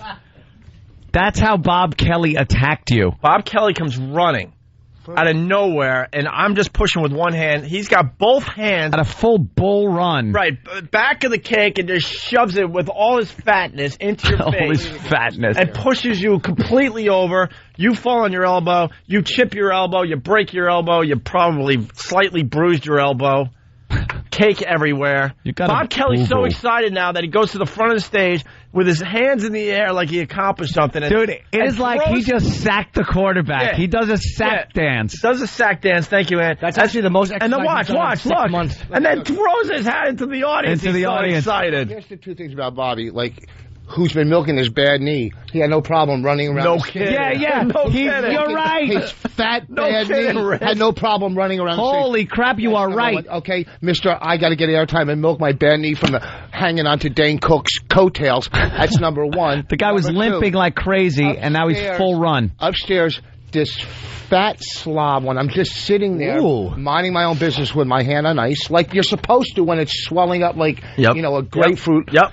He says, "Oh, why are you trying to bum everybody out and bring people down?" I did. Well, Rich, why worry you? Yeah, I'd like to know that too. And you were doing it for airtime. Everyone was having a good night until you decided to hurt your elbow. To put a little ice on my swollen elbow. All Bob did was he pushed that cake into your face because he was projecting himself onto you, and that's what he wanted to do to himself. He wanted someone just to push it into his open mouth. Push cake into his mouth. But here's the thing. I'm so glad we got to see the real Bob Kelly finally, because he was so excited doing that quarterback sack dance. Throwing the hat into the audience here's the thing. He's always Bobby's oh, no one calls, or I can't even explain. He's a dumb bully. I can't explain. He is a bully. He tries to use his addictions or whatever, why can't we talk time? Last night I did something. I didn't even know this. I didn't look at this video. What are you talking about? Yeah, you're babbling a lot today. All over the place. Why are you babbling so much today? You're just out of your mind today. Huh? You're out of your mind. And Bob's trying to use this thing, and Voss's little hands are going crazy. First of all, because one... My summer's if my bone is chipped, I can't play golf for eight. Good. You shouldn't play golf. Good. It's a fruity sport. Let me show you. Look, it's still there. Okay, it's bump on Opie's hand that you caused, Rich Vos. You want to talk about bone chips and fractures? You fractured my hand because you didn't want to say 4 because you were too concerned. You were so excited that the ball was going to be really close to the pin. Okay. So much for your pal right behind the hole holding the. First of all, I didn't think it would be holding his putter, waiting for you to come up to the green because you had to look for your ball for 45 minutes. I didn't think you have an accurate round yet. Be on the green before me. But anyhow, listen to me. Here's the thing. I was going to call Bobby last night about something, related outside of business. I go, I need someone to talk to. And I would have called you, but you're too self-absorbed. You wouldn't call me back. No, why would I? Okay. I'd be concerned you'd re-hurt yourself picking up the phone. So I ended up calling Colin, who gave me good advice about something. And I really was going to call Lawsuit? Bobby. No, Apex Tech. Please. Here's the thing. Are you on painkillers? That's what people are saying. Why, really? Because you're babbling. No, well, what am I? Are you on a painkiller? No. You're just I would say yammering. Yes. I would say you're on some kind of medication. It's not like you're talking about one thing. You're like, I don't know. And then Bobby said, but I didn't know because Opie said I had insurance. What kind of meds are you on right now? I got Tylenol here that I haven't even taken yet. Hey, you're moving. By the way, let the jury see that Rich Vos is showing everyone the Tylenol with his injured right arm. And it's bending nicely forward to show everyone the Tylenol. First of all, let me tell you something. Take that brace off. And don't blame me anymore. Listen, first of all, let me tell you something. Let me tell you something. Now he's pointing with his right hand. First of all, I would never, ever sue anybody, okay? Maybe if I was pushed off the stage and I was, blown through a tube to get around, I might. How funny would that be if Voss fell on his spine and it cracked? Oh, and he's just laying there. I'm a quadriplegic, and we're all laughing. And his new kid is there, and he wants to hug it, so the kid just kind of slaps at his stupid, immobile head. Oh. And of course, we have to have him open up every virus tour from a wheelchair because we feel bad. Ladies and gentlemen, the very brave and courageous Rich Vos. Let's give him a hand. Wow. Here he is. The applause from our audience. And Bob Kelly's got to wheel him out every time as his punishment. Go ahead, buddy. You could do it. You could do it. Bob's trying to be encouraging. And for Bob to wheel me out, they have to put extensions on the handles of the wheelchair. People don't even realize you're in a wheelchair. You're funny, dude. Life. Life. Oh, dude. I hurt my leg, dude. It was. I knew Bob Kelly had it in him, and I finally saw for myself that he is not right. He steamrolled you. He steamrolled you at you. We almost had a blowout fight once at the cellar. I remember that. Over wings, right? Well, what happened was he was pushing my buns, whatever, and he took a pack of cigarettes of mine, and he threw them. So I took my whole plate of chicken wings and threw it on him. Oh, right? Jesus. Right, and it was 12 wings. Right? Oh, man. And hot sauce and stuff. Right, so he's probably been carrying that resentment for who knows how long. Oh, maybe. Also, too, he was in a car once, and he drove by, and I threw something in the car window. Something dumb. I don't even know what a piece of car. He gets out of the car and he starts throwing, like, this is when he was semi, in shape. So I would have thrown down with him. I didn't care. Stop using street lingo. You're 50. Okay. I would have thrown down. Why would you just use the lingo from your generation? I would have put up my dukes. So, but then we've patched things up. We talk. We're supposedly friends. Supposedly? Yeah. Supposedly. Yeah, right. There's no V in that word. Whatever, okay. You V-tart. What was the word you used last night? What a vummy. You used the word last night. I actually had to take the phone off my ear and like go like this and start laughing so he didn't hear me. What the hell was it? Broken elbow? What was your fault? I meant to write it down, too. Ah, the x-ray. You want to see? Yeah. Let me see. So what does the x-ray say? Here's the chipped elbow right here. Here's maybe I can't see it, Dr. Voss. How about you hold it up to the light? I know. I don't want to do it like that. Table. There you go. Okay, where's the chip?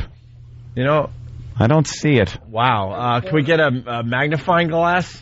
Well, it's a chipped elbow. What's it? Jeez, what's that? You hold it up with your right elbow arm. Looks fine holding it up. Listen. No, my girlfriend suggested, you're in this situation, maybe you could get your, arms extended. If you have to, get... Oh, they can put the pins in it and stretch his arms? Right, maybe you can gain an inch. We'll turn this tragedy into a plus here, Mr. Voss. We could lengthen your arms. Yeah, almost the joys of applauding. Almost has normal-sized arms now.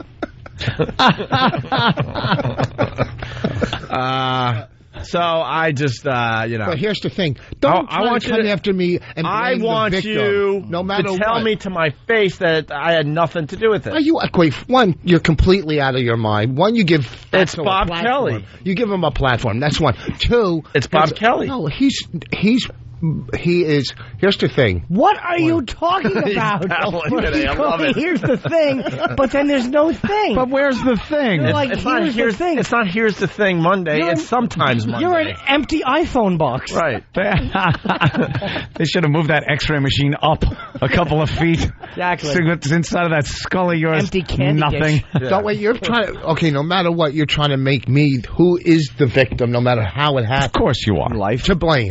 I'm not. Not to blame, but do you take the blame off me and give it all to Bob Kelly? It cannot all be on Bob Kelly. Bob Kelly. Give you the blame? Bob Kelly. 29 seconds in, yes, you do see me with my hand under the cake, getting ready, and slightly pushing, and then Bob Kelly comes barreling from the other side of the stage, full force to sack the quarterback. Right, I love the fact that Opie and Bob did that to you. Here's the thing. If you rob a bank, Bobby goes in and shoots a person, you drive away with him. Are you part of the That's a good point.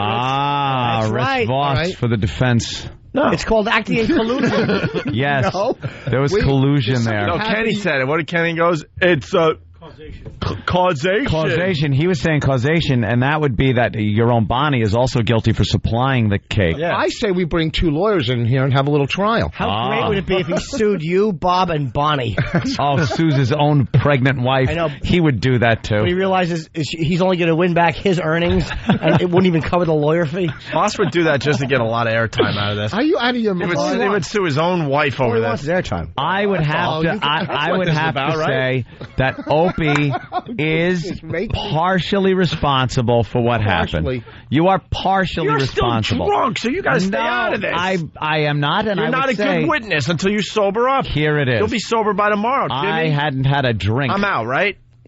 I guess you haven't seen the movie Accused, but there was a lot of people that were causation, Kenny. Yeah, you were the one that initiated it. Regardless if it escalated into something bigger than you thought it was, you were the one that initially instigated it. Anthony? Yes. What was your knowledge of the incident before the fact? I will be completely honest, as if this was a court of law. My hand is on a Bible. First of all, when they have to qualify their answer with, I'll be completely not honest, you have to be suspicious. I will say, I had no knowledge of even a cake being brought out. Never mind any shenanigans that may have taken place. I was not involved in any meetings of Rich having his clothes taken off and thrown in a garbage pail. I heard nothing of this. I did not know until the cake was brought out that there was a cake. You were just taking care of your hangover. Yes, and intoxication is not an affirmative defense to anything. It is not, but if I didn't know there was a cake on that stage? If I was not involved, no, when it came out, I knew. All right. But I knew of nothing until it happened. I was merely a witness to this atrocity that happened to my good friend Rich Vos. And not only that, here's another thing.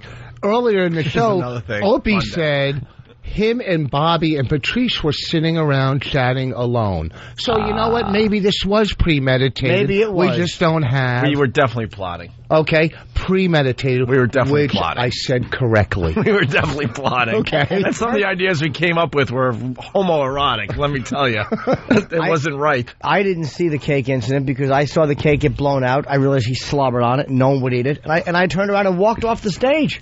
Here it is. Here and it the is. video proves it. I was gone. I want to ask Kenny something. Yes, sir. Let's say Rich Vos is walking down the street. Correct. Opie and Bob Kelly are walking down the street. Okay. Opie, for some reason, doesn't like Rich and punches him in the face. Okay. And now Bobby... I have many reasons. Bobby, Look who's at my hand. Look at it and feel guilty all over again. Bobby, who's been with Opie, says, wow, he doesn't like him. He punched him in the face. I'm going to shoot him. And shoots him. Yeah. What kind of responsibility, knowing that Opie and Bobby were together, they were friendly, and it was because of Opie's punch, it was determined because of Opie's punch that he did me that. under the bus? Because you incite, even though what you did wasn't as drastic as what Bobby did, it was you that started. I don't think Bobby would have done that if you had initiated it. Yeah, but hypothetically, we're talking about two different situations. In your shooting scenario, hypothetically, since Bobby told Opie he was going to shoot him, Opie had a responsibility to stop or try to stop the shooting. All right? But in this other scenario with the cake business, it was spontaneous on Bobby Kelly's part. Okay, but here's the thing. Yeah, I didn't know Bobby was going to do that. Stephen S. from Bayshore. Hey, Ope, you're not responsible. Voss is such an inept comedian. He even screws up the old cake in the face bit. No, the problem was Opie couldn't jump high enough to actually stomp on it. All right. First of all, let's talk. All right. No, so it's here's the thing. And first of all, preface is Voss has to do this. Whenever he has to make sure he's being heard. So he can't just go, please listen. Here's the thing. Here's the thing. Here's the thing. Nothing. First of all, nothing. And there's going to be no second of all. Right. No. That's a bit I do. There's never. Is it? What's the bit? Whatever. Just I'm not doing. No, it really should be said. I'm getting messages from police that saying this is acting in concert. Yes. Well, what? Anthony, if you have pre-knowledge, if you have no knowledge before the fact, and that's proven, then you'll be off the hook. But he set up the opportunity for Bobby to come charging in and hit it. The cake was tipped up by Opie at a level where then Bobby could hit the cake perfectly. Wait, he incited the riot. Right. You incited the riot. What the hell's wrong with you? I calls him as I sees him. Your name's attached to his. Well, no, it isn't. You know what? Anthony might look into the future and say, at the Richard and Anthony radio show. Oh, Jesus. Okay, Opie is completely innocent of all charges. How dare you even try to implicate him? I know you'd be hitting all the wrong buttons. You wouldn't know what to do. Hitting the red one. Breaking his elbows on the board. Ow. He wouldn't be able to reach the buttons. He'd have to crawl up on top of the console with his little hands. Little turtle feet would be scratching everything up. Turtle feet. Well, the video's up on YouTube. It's You decide. Happy birthday, Rich Vos, in the search engine. But what we really learned today is Bob Kelly is insane. He's a dumb bully. Because he is a bully. I even knew, and I get a little crazy at times. I knew one hand pushed the cake up to his face. Bob Kelly, where in his dumb brain did he think it would be okay to run from the other side of the stage full force with both hands out? Knock him 6 feet. He knocked you 6 feet across that stage. I could have flown off the stage, really. Oh, damn, that would have been great. Opie made a feeble attempt at just a slight gesture of showing what his intentions were. He had no intention to actually smush the cake in I his knew face. with my one hand. By smush. Is that a legal term? Wait. Stop with the legal jargon here because I can't understand. We need a court reporter. But everyone knows if you do the hacky cake bit, one hand can't get much done except for pushing a cake into a face. Yeah. You don't have enough force to knock the guy down. Bob Kelly, 2 hands running from the other side of the stage full force, and he's a big dude. Because I was confused. I'm like, how did all this cake get over you? You thought you doing that wouldn't incite any of those other comics to maybe add a little more to it. Because you were the first one that touched the cake. Dude, here's the other thing. No one was around me. So, yeah, no. I didn't know Bob Kelly was going to come from the other Bob side of was the busy stage. with his head down, like moving his back leg like a bull, picking up dust. That animal. You know, I get a bad reputation, but if you look at this video, you see some sick crap coming from Bob Kelly's head because he was jumping around and so excited. At that point, we're all looking at Rich like, oh my God. Is Rich okay? When we laughing was... I was laughing my ass off, but in the back of my head, I'm like, oh my God, that looks ugly.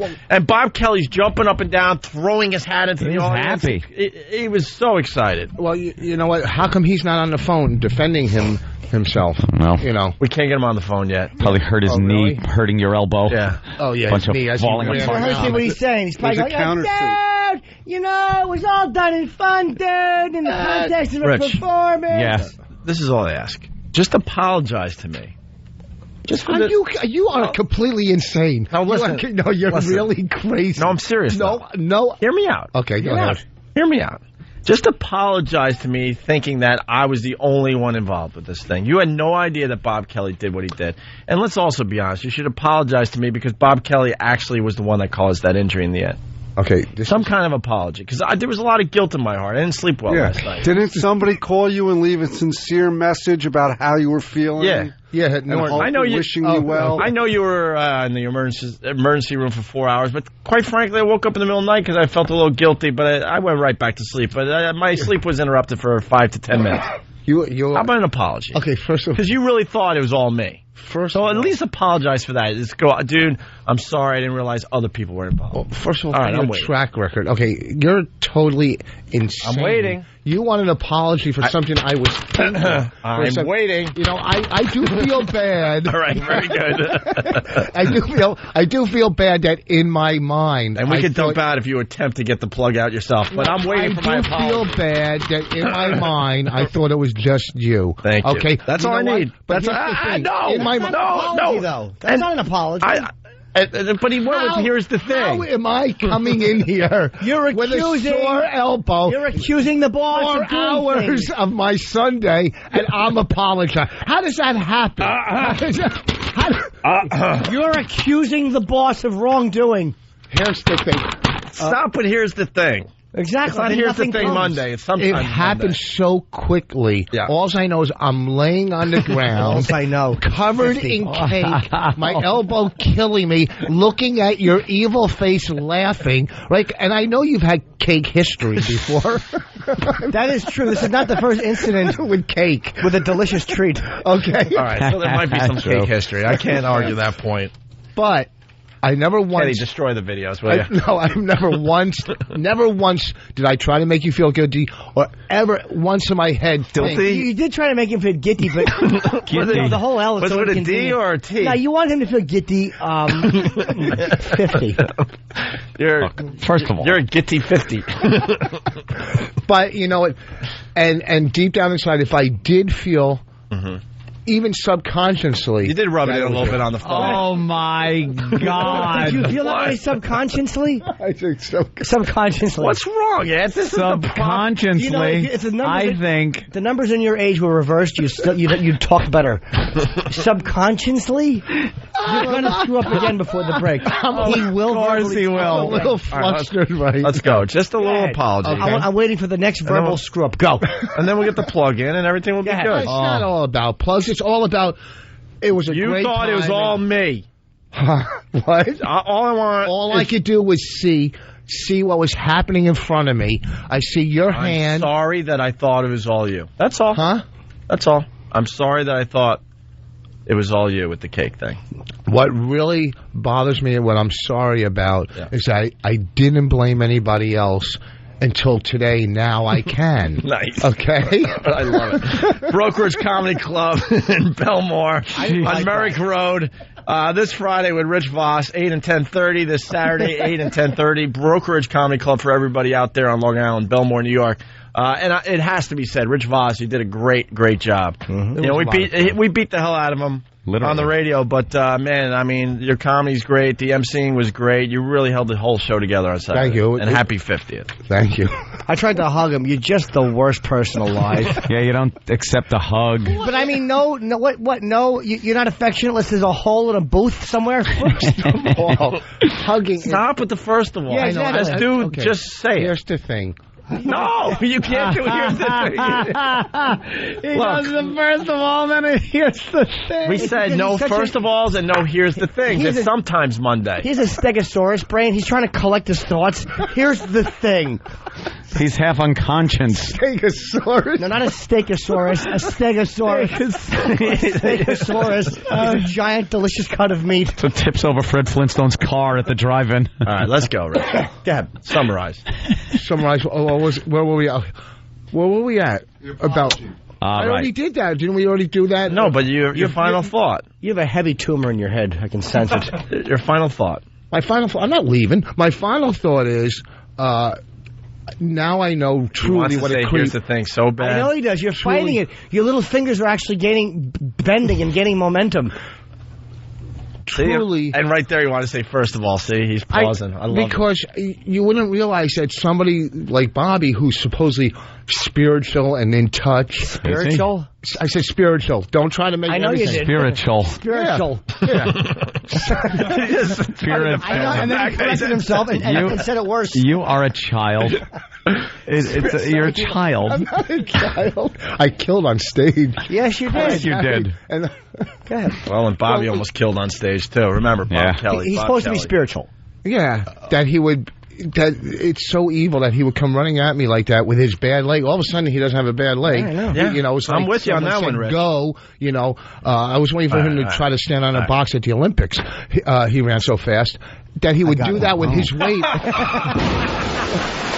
Right. Listen, I'll regroup in a few. All right. Take your dumb X-ray and get out of here for a little while. Spiritual. I missed the days where you were smoking, so you would at least leave the studio for 15 minutes. Oh. Now he just sits there, waiting for us to come back from break. More radio for me. Like I'm more radio. You know what? I can't believe I felt so guilty all night. Is that my fault? Is that my fault that you've done so many things in life that would trigger that again? All right? That all of a sudden, that's the first thing that you've ever done to hurt somebody? Got a point. Hey, man, touche. You suck. No golf for me and you ever again. Look at it. Look at it. It's going to be tougher to get my AARP card. Right? Look, don't show your mosquito bite to me when I'm showing you a grapefruit. And by the way, don't say touche, because Voss is going to go, why? Is there a Mets game? Oh, God. Wow. What, you got us tickets for a doubleheader at Shea? And what does the American Association of Retarded People have against you? Yeah. All right, listen, let's go. We're going to take a little break. We're late. We're going to try to get Bob Kelly on the phone so you can blame him and stop blaming me. Me. Dude. Listen. Can't wait to hear him. Dad, I was just... Someone wake up Bob Kelly and tell him he needs to call the show. And the video on YouTube so you can check it out for yourself. Rich Vos birthday. What? And on our site as well. All right, very good. I love it. It's Opie and Anthony.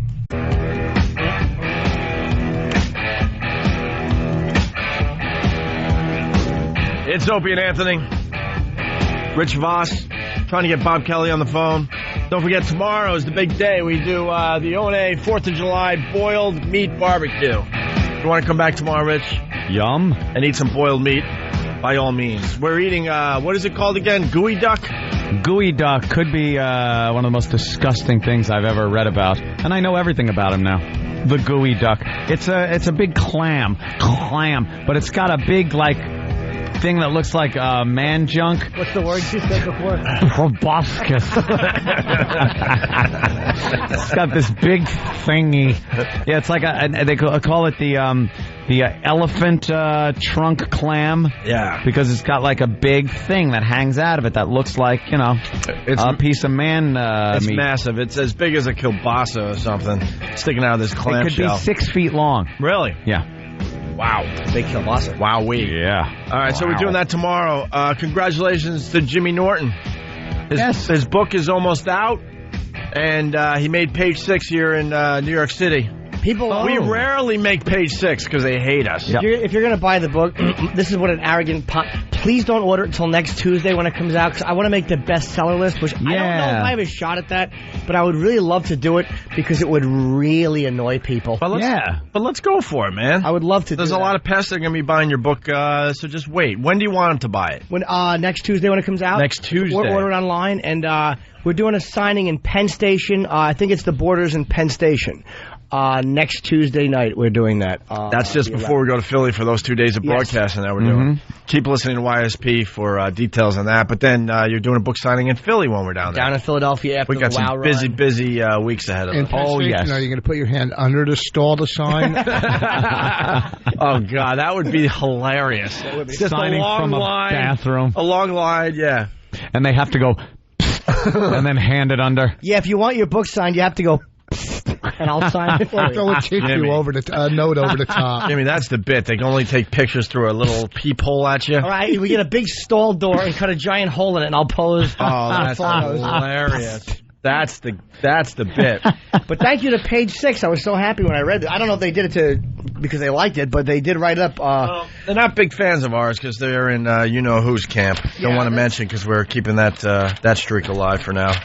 The streak is, we don't mention it. Mention this person. Yes. Someone's keeping track out there. Okay. But Jimmy made Page 6. Jimmy, why don't you read your words? It says Tunnel Scourge. Holland Tunnel toll collectors will be gunning for comic Jim Norton after they read his new book, Happy Endings.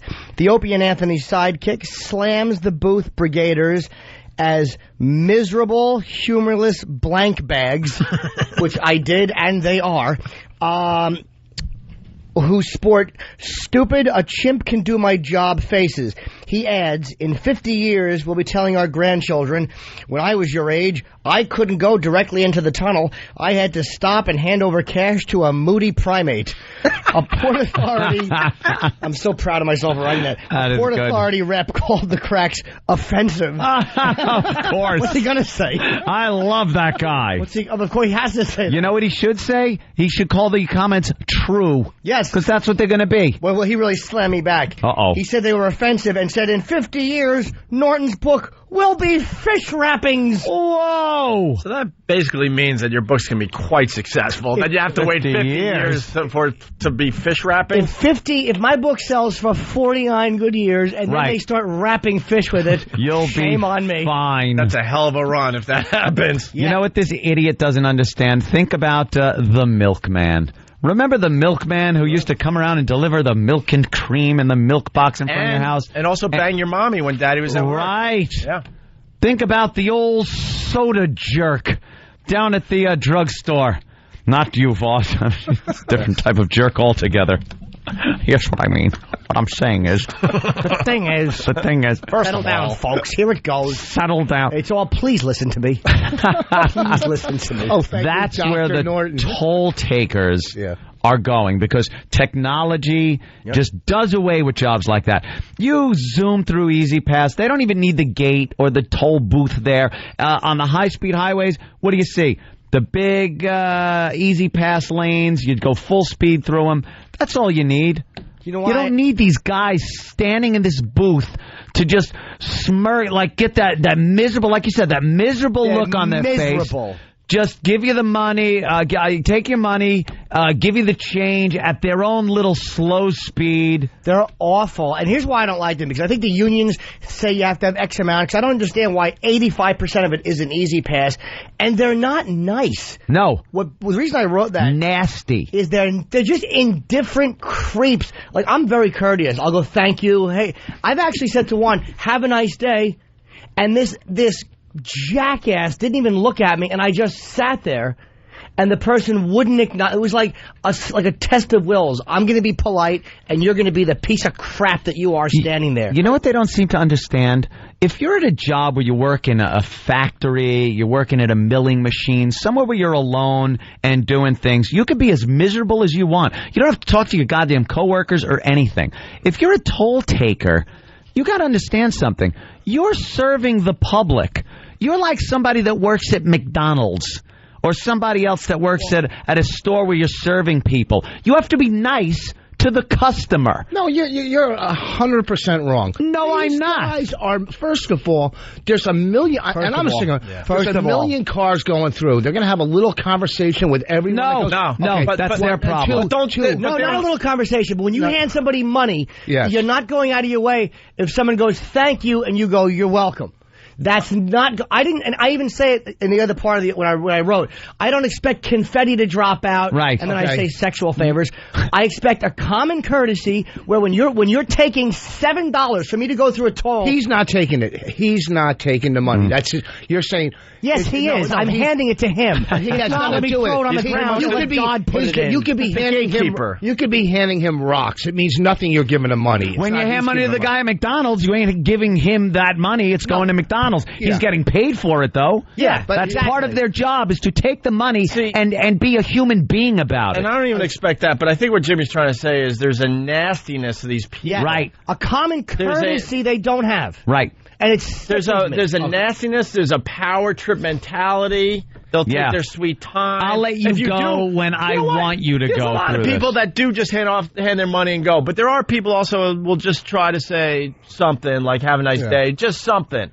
You should get something in return, absolutely. It's a common courtesy. I don't say after you shouldn't be scared to give $7 to an animal so you can go through a tunnel. After the transaction's done, I don't sit there and go, so what are you going to do tomorrow? I don't want to have a relationship. No. There's a common courtesy that when you're handing somebody your money, you're having a moment where you're conducting business. That's it. And when I say, hey, how are you? Or I go, hey, thank you. And I'm ready to go, and the person continually, and I mean, what do you think, this happened once? Time after time after time. They don't look at you. They don't acknowledge you. They just hand you the money without looking. They're rude, and I got sick of it.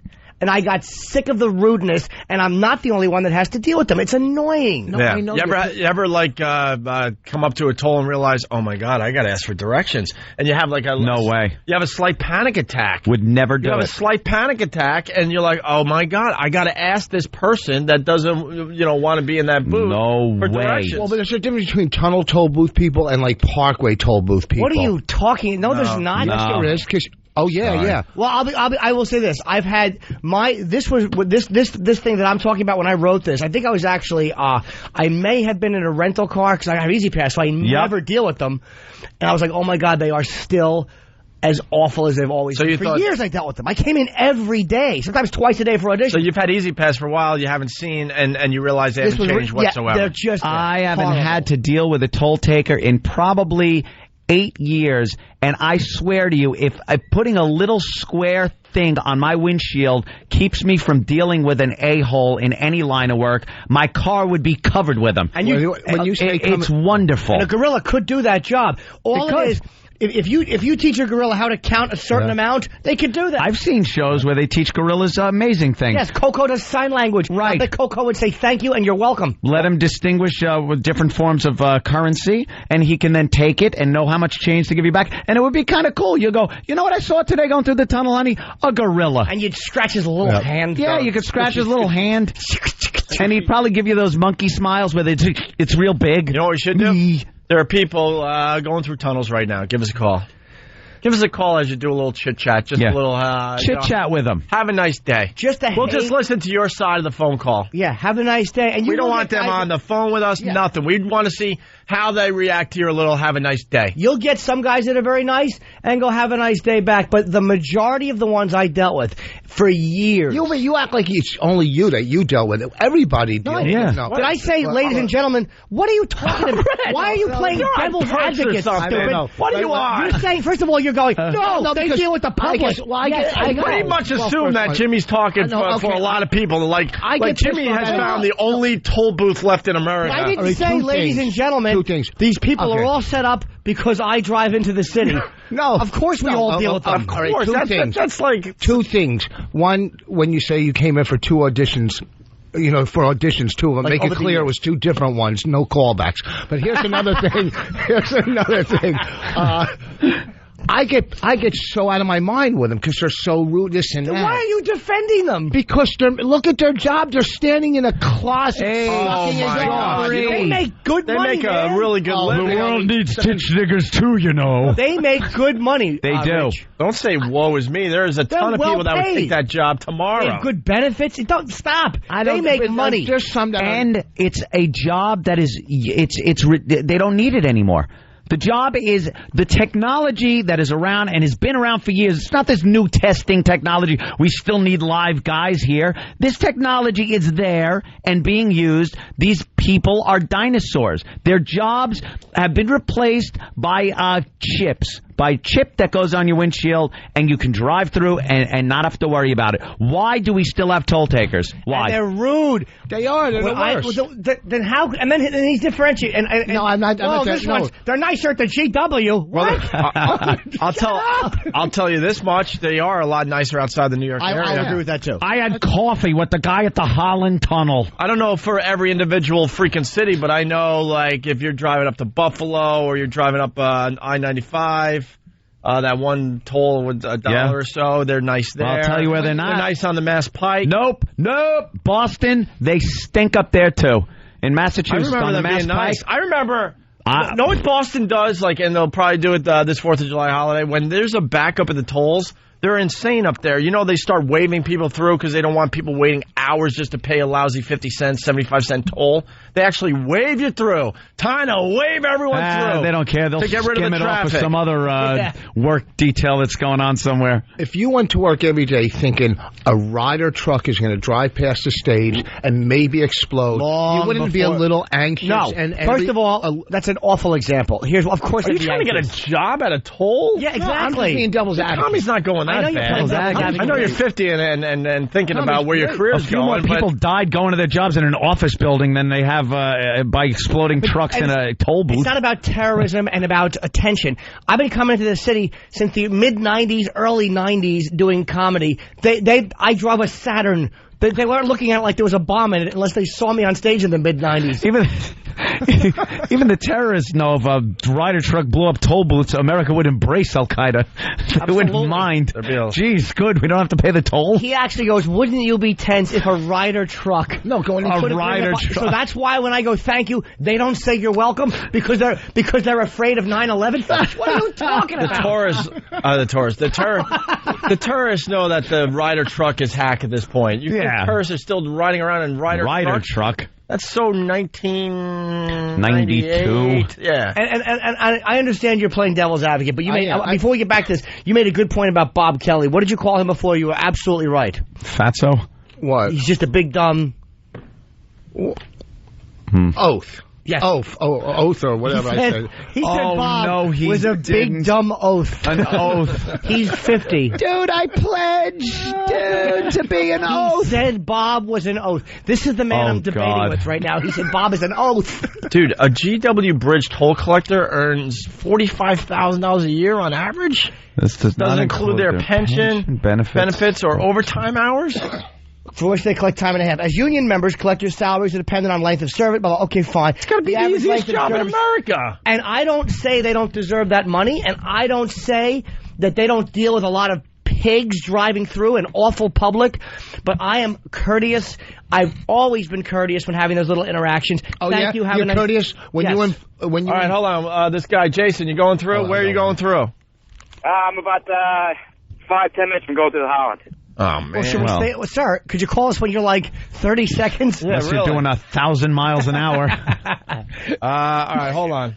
What, Rich, what were you going to say? You were courteous when you and Florentine were going through the toll, and on the toll ticket, you put about 100 things that came out of your nose on boogers, it. You say boogers. Oh, no. And actually, that isn't good. That wasn't me. That was Jim. And believe me, I would take credit for that in a second.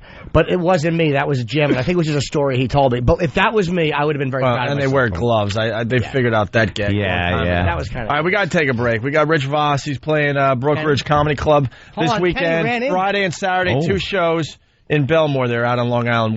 The phone number, 516-781-LAFF, or Rich Vos this weekend. Kenny ran in. Kenny, really fast, because we got to take a break. Hold on, go ahead. Another funny thing Florentine does, he pulls up to the toll booth and he goes, I'm on the list. That's funny. You know, Jim used to always go too. Jim would pull up and go, can I get a coffee? And the guy would go, what? And Jim would go, the guy told me that you guys have coffee for tired motorists. He'd go, we don't have coffee. And he'd go, well, how about some gum? Can I have some gum? And the guy would go, we don't have that.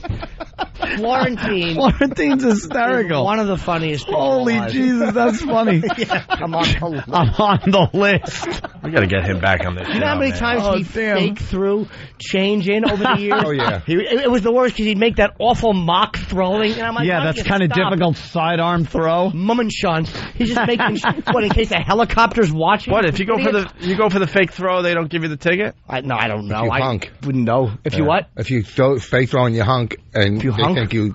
If you get out and you're dreamy, shut up. You did say hunk. So you go through. All right, so you missed the basket and you hunk. Yeah. Then what happens? You hunk the horn, and then you hunk the horn. Hunk the horn. It means if you miss, you have to get out and go hubba hubba, and all the girls will come over. All right, so what happens after your hunk? If you honk the horn, you go through. You go through. You can't say hunk. Hunk.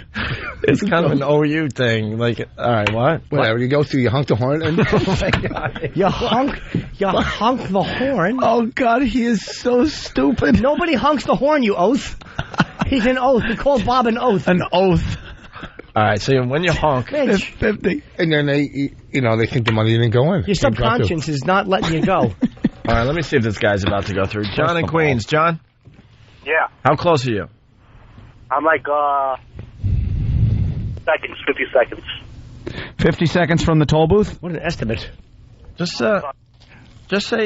small talk. How are you? Yeah. Have a nice day. Just hello, how are you? Nothing how you doing? How's your day going? Something like that. All right? Exactly. How close are you? Give me about a minute. Oh. All right.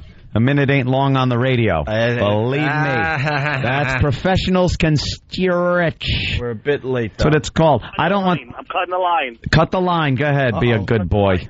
Good boy. Here he goes. They're beeping the horn at me. Good. They're hunking the horn.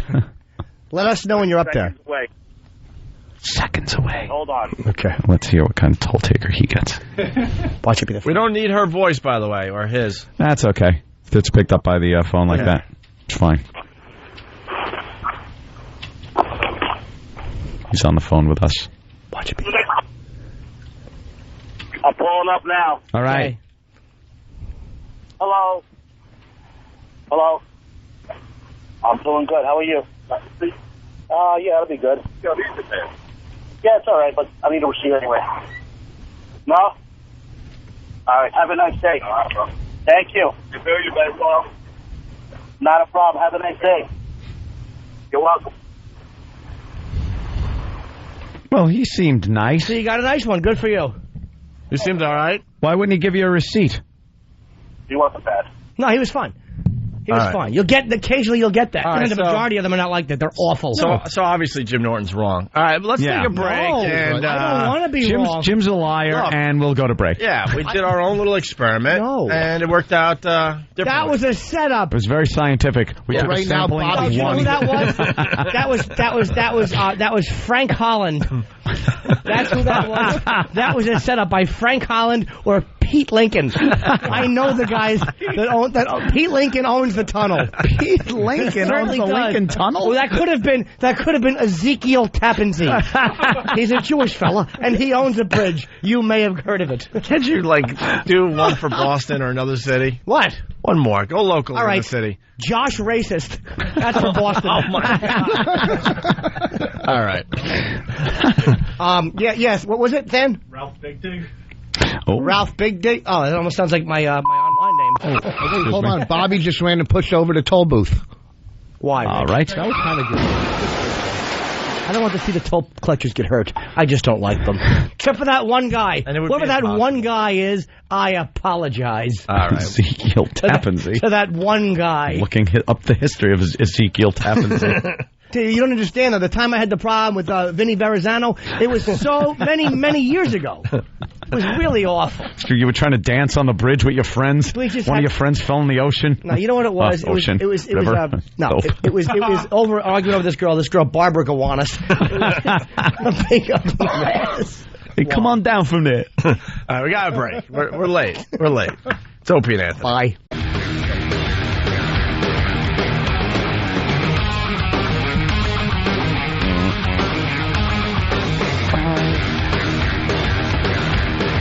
Yeah.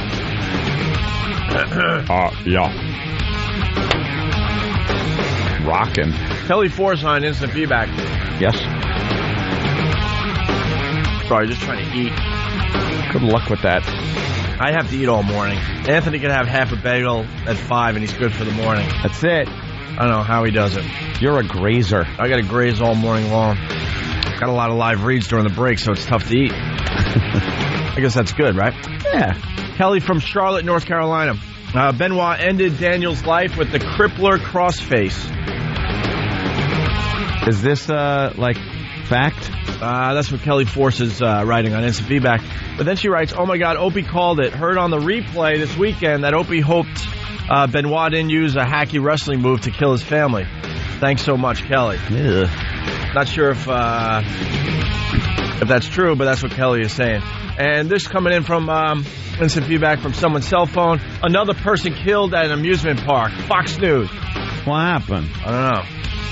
We'll get to the bottom of that. Get to those details. Nothing we love more than amusement park deaths. We lost Especially Jimmy. if they involve some kind of mechanical problem. That's what we like. Snapping cables and falling feet. We lost Jimmy. I don't know where he is. Jimmy's negotiating things. Wait a minute. What is he negotiating? I don't know. Oh. He's having chats with management during the breaks. Yeah. That's all. Speaking of Jimmy. Hi, guys. Jimmy was handing out his pictures this morning. His pictures. Yeah, right. That was pleasant first thing in the morning. You know what? It's never pleasant, but especially first thing in the morning. Let me correct myself. I could take this in the afternoon. Right. They're wonderful. I want to put them in an album. But, after I've had my morning coffee, then, you know. Then I could look at them all day. I think we told everybody we went to the Ron and Fez wedding for Dave and Casey. Apparently, it was no sham. My sister herself did the wedding vows.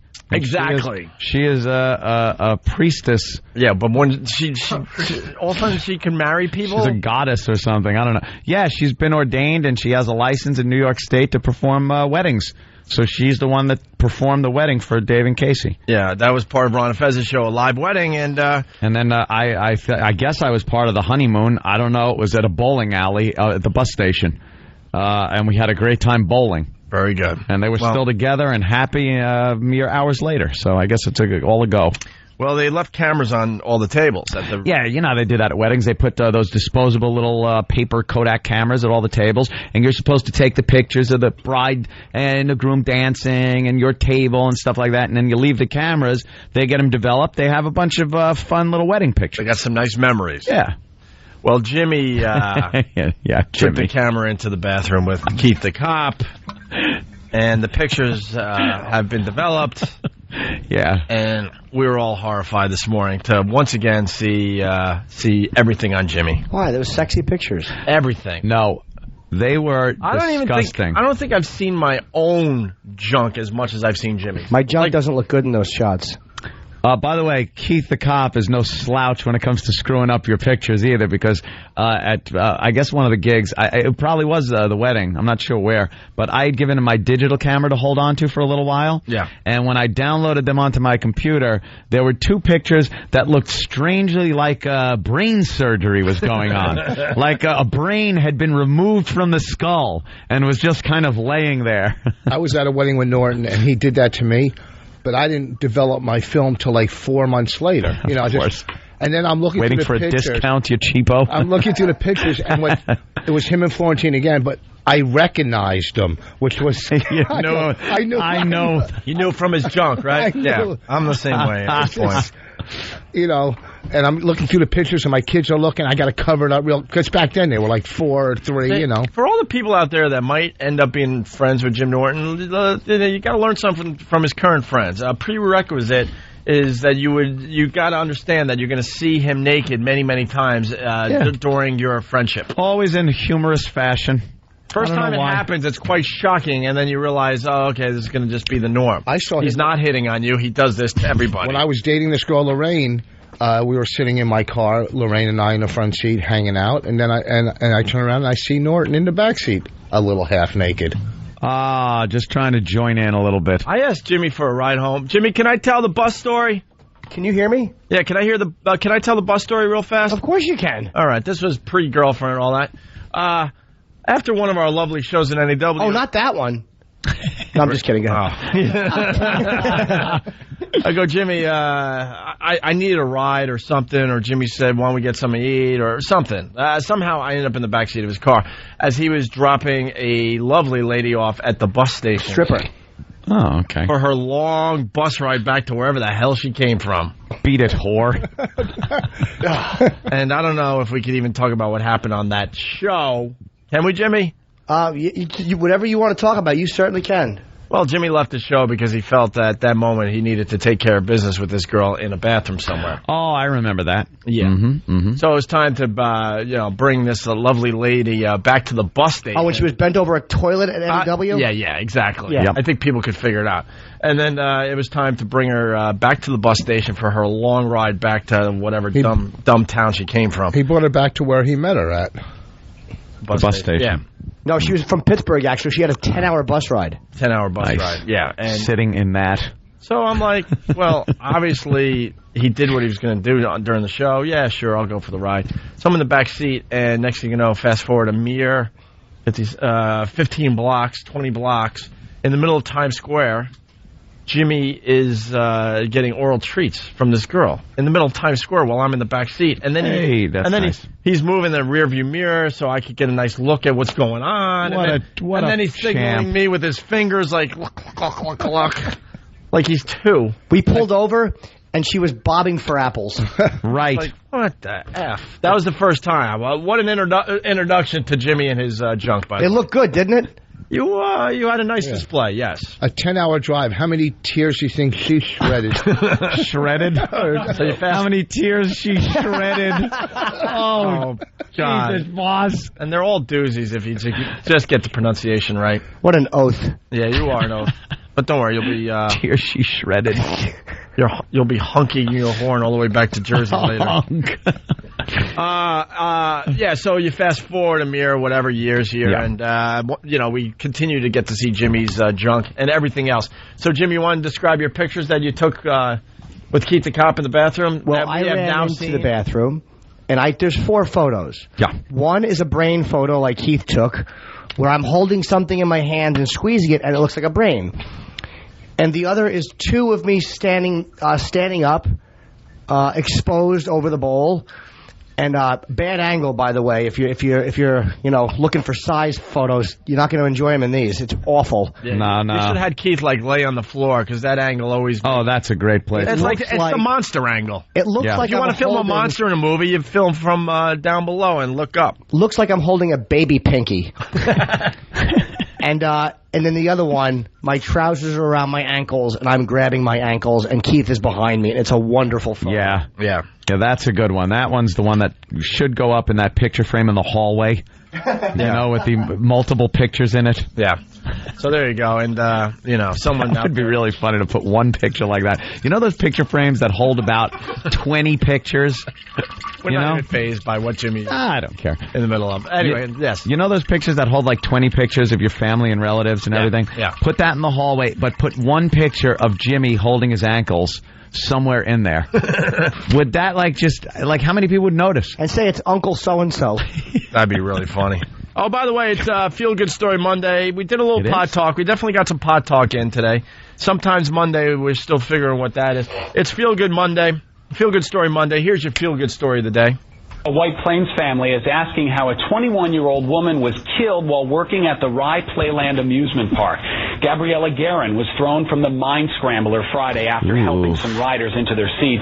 Investigators say Guerin did not buckle herself up and was thrown when the ride started. Guerin's family says the 7-year employee was exhausted from 6 straight days of long shifts. She grew up in this place, and this place took her away from us. She used to come here when she was 3 years old, and this place took her away from us. Meanwhile, officials say a safety measure added after the 2004 death of a 7-year-old girl appears not to have been followed. The ride has been shut down indefinitely. There's your feel-good story for today, Monday. Jeez. Listen, I thought I didn't have to explain at this point. Looking at Jimmy's junk, yay. That's Pete from Delaware. Easy, Pete. Ralph, who hates me in general, so whatever Ralph has to say, it doesn't really carry much weight. But he does write, Opie, you sound gay. You watch Jimmy get oral favors. You're gay, Opie. See, thank you, Ralph Rich. has never watched porn? See, no, it's just what you...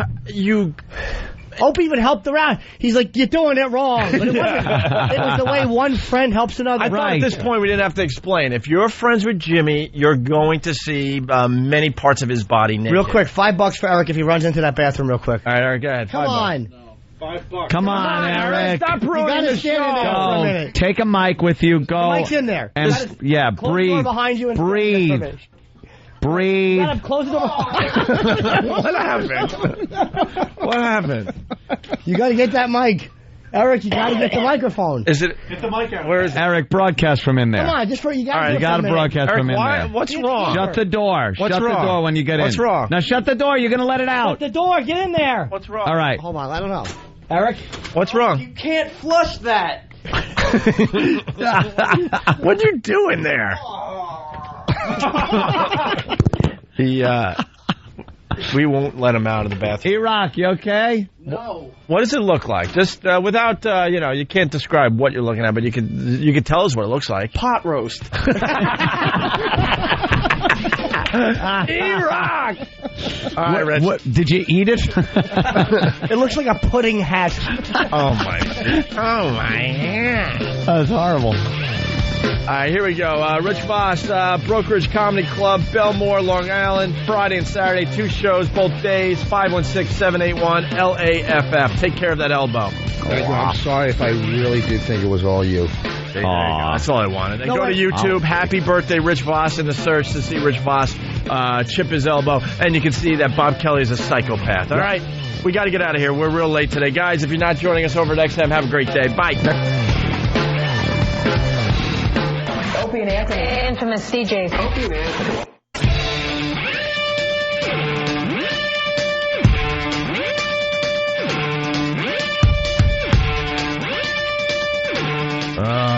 People bitching.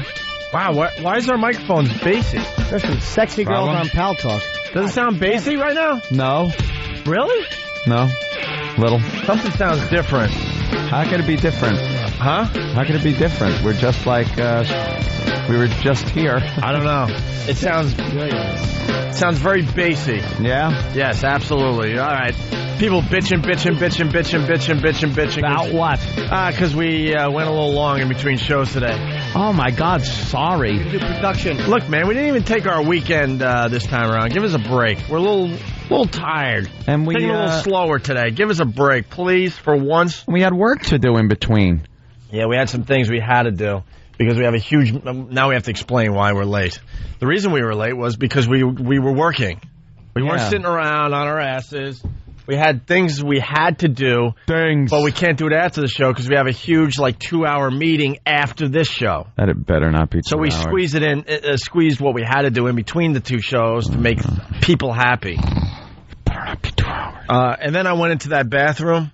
Yeah. Jimmy, what the that's not one dump. Yeah, it is. That is one dump. I told you, it's like a pudding hat. I want to put it on my head and run around yelling happy birthday. It's cute. And it's adorable. Go in there and take a look. Nope. Please go in there with a microphone. No. You don't have to get close to the bowl. No. Can't you just look? Please. No. Please. No. Someone take a picture of it, and I will look at the picture. All right. Well, you couldn't get up fast enough, could you, fucking Eric?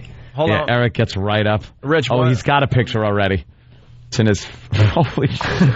Wait a minute. No, that's impossible. That's what I'm thinking. Jimmy, that's impossible. Rich, go look. Wait, grab a mic, though. Grab the mic. You filled the toilet up. No, I didn't. With shit. Wait, Voss. I don't think that's flushable. I really don't think you can flush that. I would hate to see that flush. Okay, Voss is going in.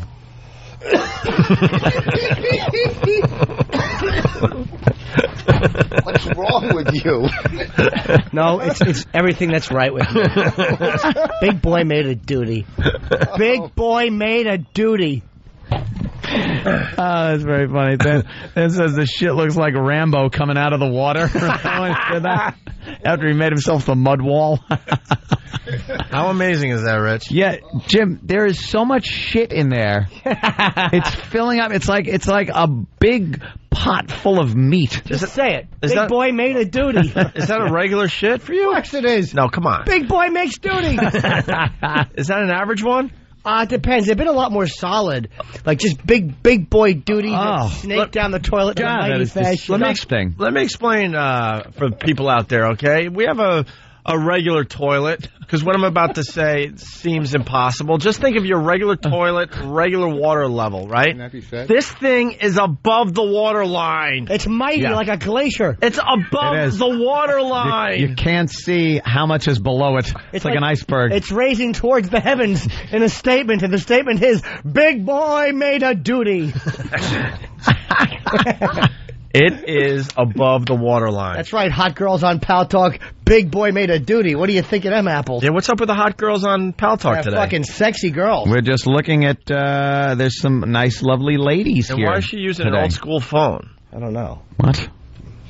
I'm just pinching my shaft. I want one of those girls to finger my filthy tookus right now. Oh, God. Damn it. Pull out old Tootsie Roll finger. Just jam your finger into a rotten can of Spam.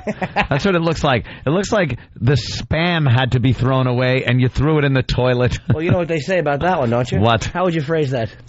Big boy made a duty. Big boy. What the hell is wrong? That is funny. What the fuck is wrong with you, man? Because it's exactly what happened. Oh, that's exactly what happened. I had to make, so I went in there, and it's just it looks like meat ice cream. It looks like somebody said, "Oh my God, can I have a meat cone?" Like a fucking like roast beef ice cream with little bits of pimento in it. Can we put a party hat on it or something? Oh, dude, I'd love to. Hey, can we do like Mr. Potato Head with Mr. Jimmy? Shithead? Yeah, let's do Mr. Shithead. Could the interns maybe make little like things like eyes and stuff? Get in there, breathe it in, enjoy it, be a part of it. We got to dress this thing up before we attempt to flush. I don't think it's going to go down. You can't flush it. It has to will itself to leave. You need a video of that thing trying to make its way down the toilet, because I want to see what it looks like breaking up. It's going to look like a meteor breaking up in the atmosphere. Hold on. I think you guys are being silly geese. Yeah? Ooh, it doesn't smell good.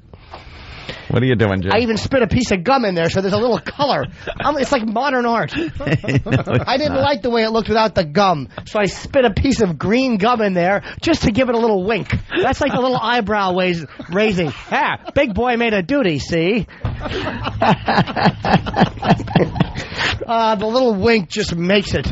You just love looking at it. How can You're you not? proud of it. I want you to punch it in the. I want you to. I was going to say in its face. It does look. It really does. It kind of looks human. It does kind of have a life, or it looks like some living thing. Eric, go in there and get a photo of it with the winking gum. I want that wink captured because it's winking back at you. That looks like it belongs out back at Planned Parenthood. That certainly does. That does not. How much for someone to pick it up in their hand? Is that allowed? How about this? Can we get $100 for someone to pick that up in their hand? Just pick it up, loosely hold it over the toilet, and then gently plop it back in. No, but I don't want you to do anything crazy, but I want someone to pick it up and talk to it and say, this is what I want you to say. Big boy sure did make a duty. Oh, Jesus. And I'm in for 100. I'll throw in... Danny will do it? What? All right. Oh, Danny, you just walked in. That means you're doing it. Yeah. I'm in for 100. I can get more than 100. Wait, 20, hysterical. I got 100. You got to reach all the way under, though, man. You got to scoop it up. You don't have to do anything. You just got to hold it. Wait a minute. Big boy sure did make a duty. I think. Holy shit! Oh, is that funny? What do you think, Danny? What do you think, Danny? Take a look. It's a couple of $100. Wait, Danny, again. I just walked into this mess. I didn't really hear $200. $200. We have $200. Jimmy made A big boy made a duty. A big boy duty. It's fantastic. Yeah. What we need done is your hand would have to go underneath the duty in the toilet. Pick up as much as you can in your hand. You don't have to close your hand. You just got to kind of scoop it up straight out of the toilet. A loose little holding of it, and then go. Big boy short did make a duty. And then you could put it back down in the toilet. Go at least take a look. Grab the mic and take a look. It's fantastic. Go take a look. Big boy short did make a duty. Short. And then when you drop it, you have to say bye-bye. And then drop it back into the bowl. Bye-bye. Can I wear a glove? No. Gloves ruin it. Only if you eat it. Then you can wear a catcher's mitt for all I care. Big boy short did make a duty. I don't know if I could do that. Bye-bye. Jared, what's up? Jared, would you be in? I'd like to wear a glove. No. A glove is just like, then you're just touching the glove. Yeah. This is big boy made a duty. Anyone else? What about you? On the list? I think I'm going to pass on this. $200 Let me a little hat. You did make a little hat for it. Let's see the party hat. Put a duty hat on it. Wait. Yeah, don't. That's a nice paper hat for the duty. Oh my God, it looks like a little sailor hat you would make for like a newborn. And a hat on the person that picks it up too. So so you look like pals. Yeah. Let me go make another one. Yeah, make a big, larger version. Make a big one. Yeah, because whoever's gonna pick up the duty that has the little party hat on has to have a big party hat. It's like a mini me type of thing. And how about this? When you drop it, if it's got a hat on it, you say "Aye, aye, sailor," and you drop it back in. E-Rock, you're in? No. Don't give them gloves. Why are you bringing gloves? We're not doing gloves. You take those gloves and shove them up your gloves. ass. This is duty. What? I'm just saying $200 is a lot of money. It is. Look at this. Look. Oh, fuck. There's $200. You got a little bit? God damn it. Uh-oh. Ow! What? All right, he's reaching into his wallet. It hurts. Hey. That's hurtful. That's hurtful. I got 100. I got. Yep, I'm in for 100. Boss, how about a few bucks? I got 10. You're gonna make money from your elbow suit. All right, I got 100 too. All right, what do you say? $300. Here's my 100 to talk to the duty. I'll throw in 10 DVDs. Oh God! All right, good. You can sell them, so you'll have $302. Here, show the crisp hundreds on Pal Talk. All right, there you go. You can tell that we just got back from a casino. You know, I'm tempted to go do it. Yes, right. It is a lot of money. Oh, Jimmy, you should do it. There's a bigger you hat. Should talk to yourself and your duty. Let me see how you look with the duty hat on. Put the duty hat on first. Right. Look at him in his duty hat. Wait, the duty hat has to be bigger. All right, the duty hat has to be bigger. Can you make a duty hat a little bigger? And you gotta pin it down. We got a big duty hat. We gotta pin the duty hat down. Disgusting. Don't start chincing on the duty hats. Jimmy, now we need to practice. What can we practice with? Because we're only going to have one shot. One take. And what's the deal with this type of video on like YouTube and Break? They love it. Yeah. Are you kidding? I don't know. Of course. Big boy makes your duty. Big boy makes duty. That'll be viral. Dude. Break will put Wait it a minute. on. I'm telling you, if we make the Big Boy Made a Duty video the right way, this thing will be huge. Because you got the duty hats. There will be nothing but, dude, it's so fake, because it will be so unbelievable that could be real. That everyone will think it's fake. But we will know. Let our pets help us out, and they'll argue the point that it's not fake. Hey, but Jimmy, you have to... Oh, look at his duty hat. You have a duty hat on. A big duty hat.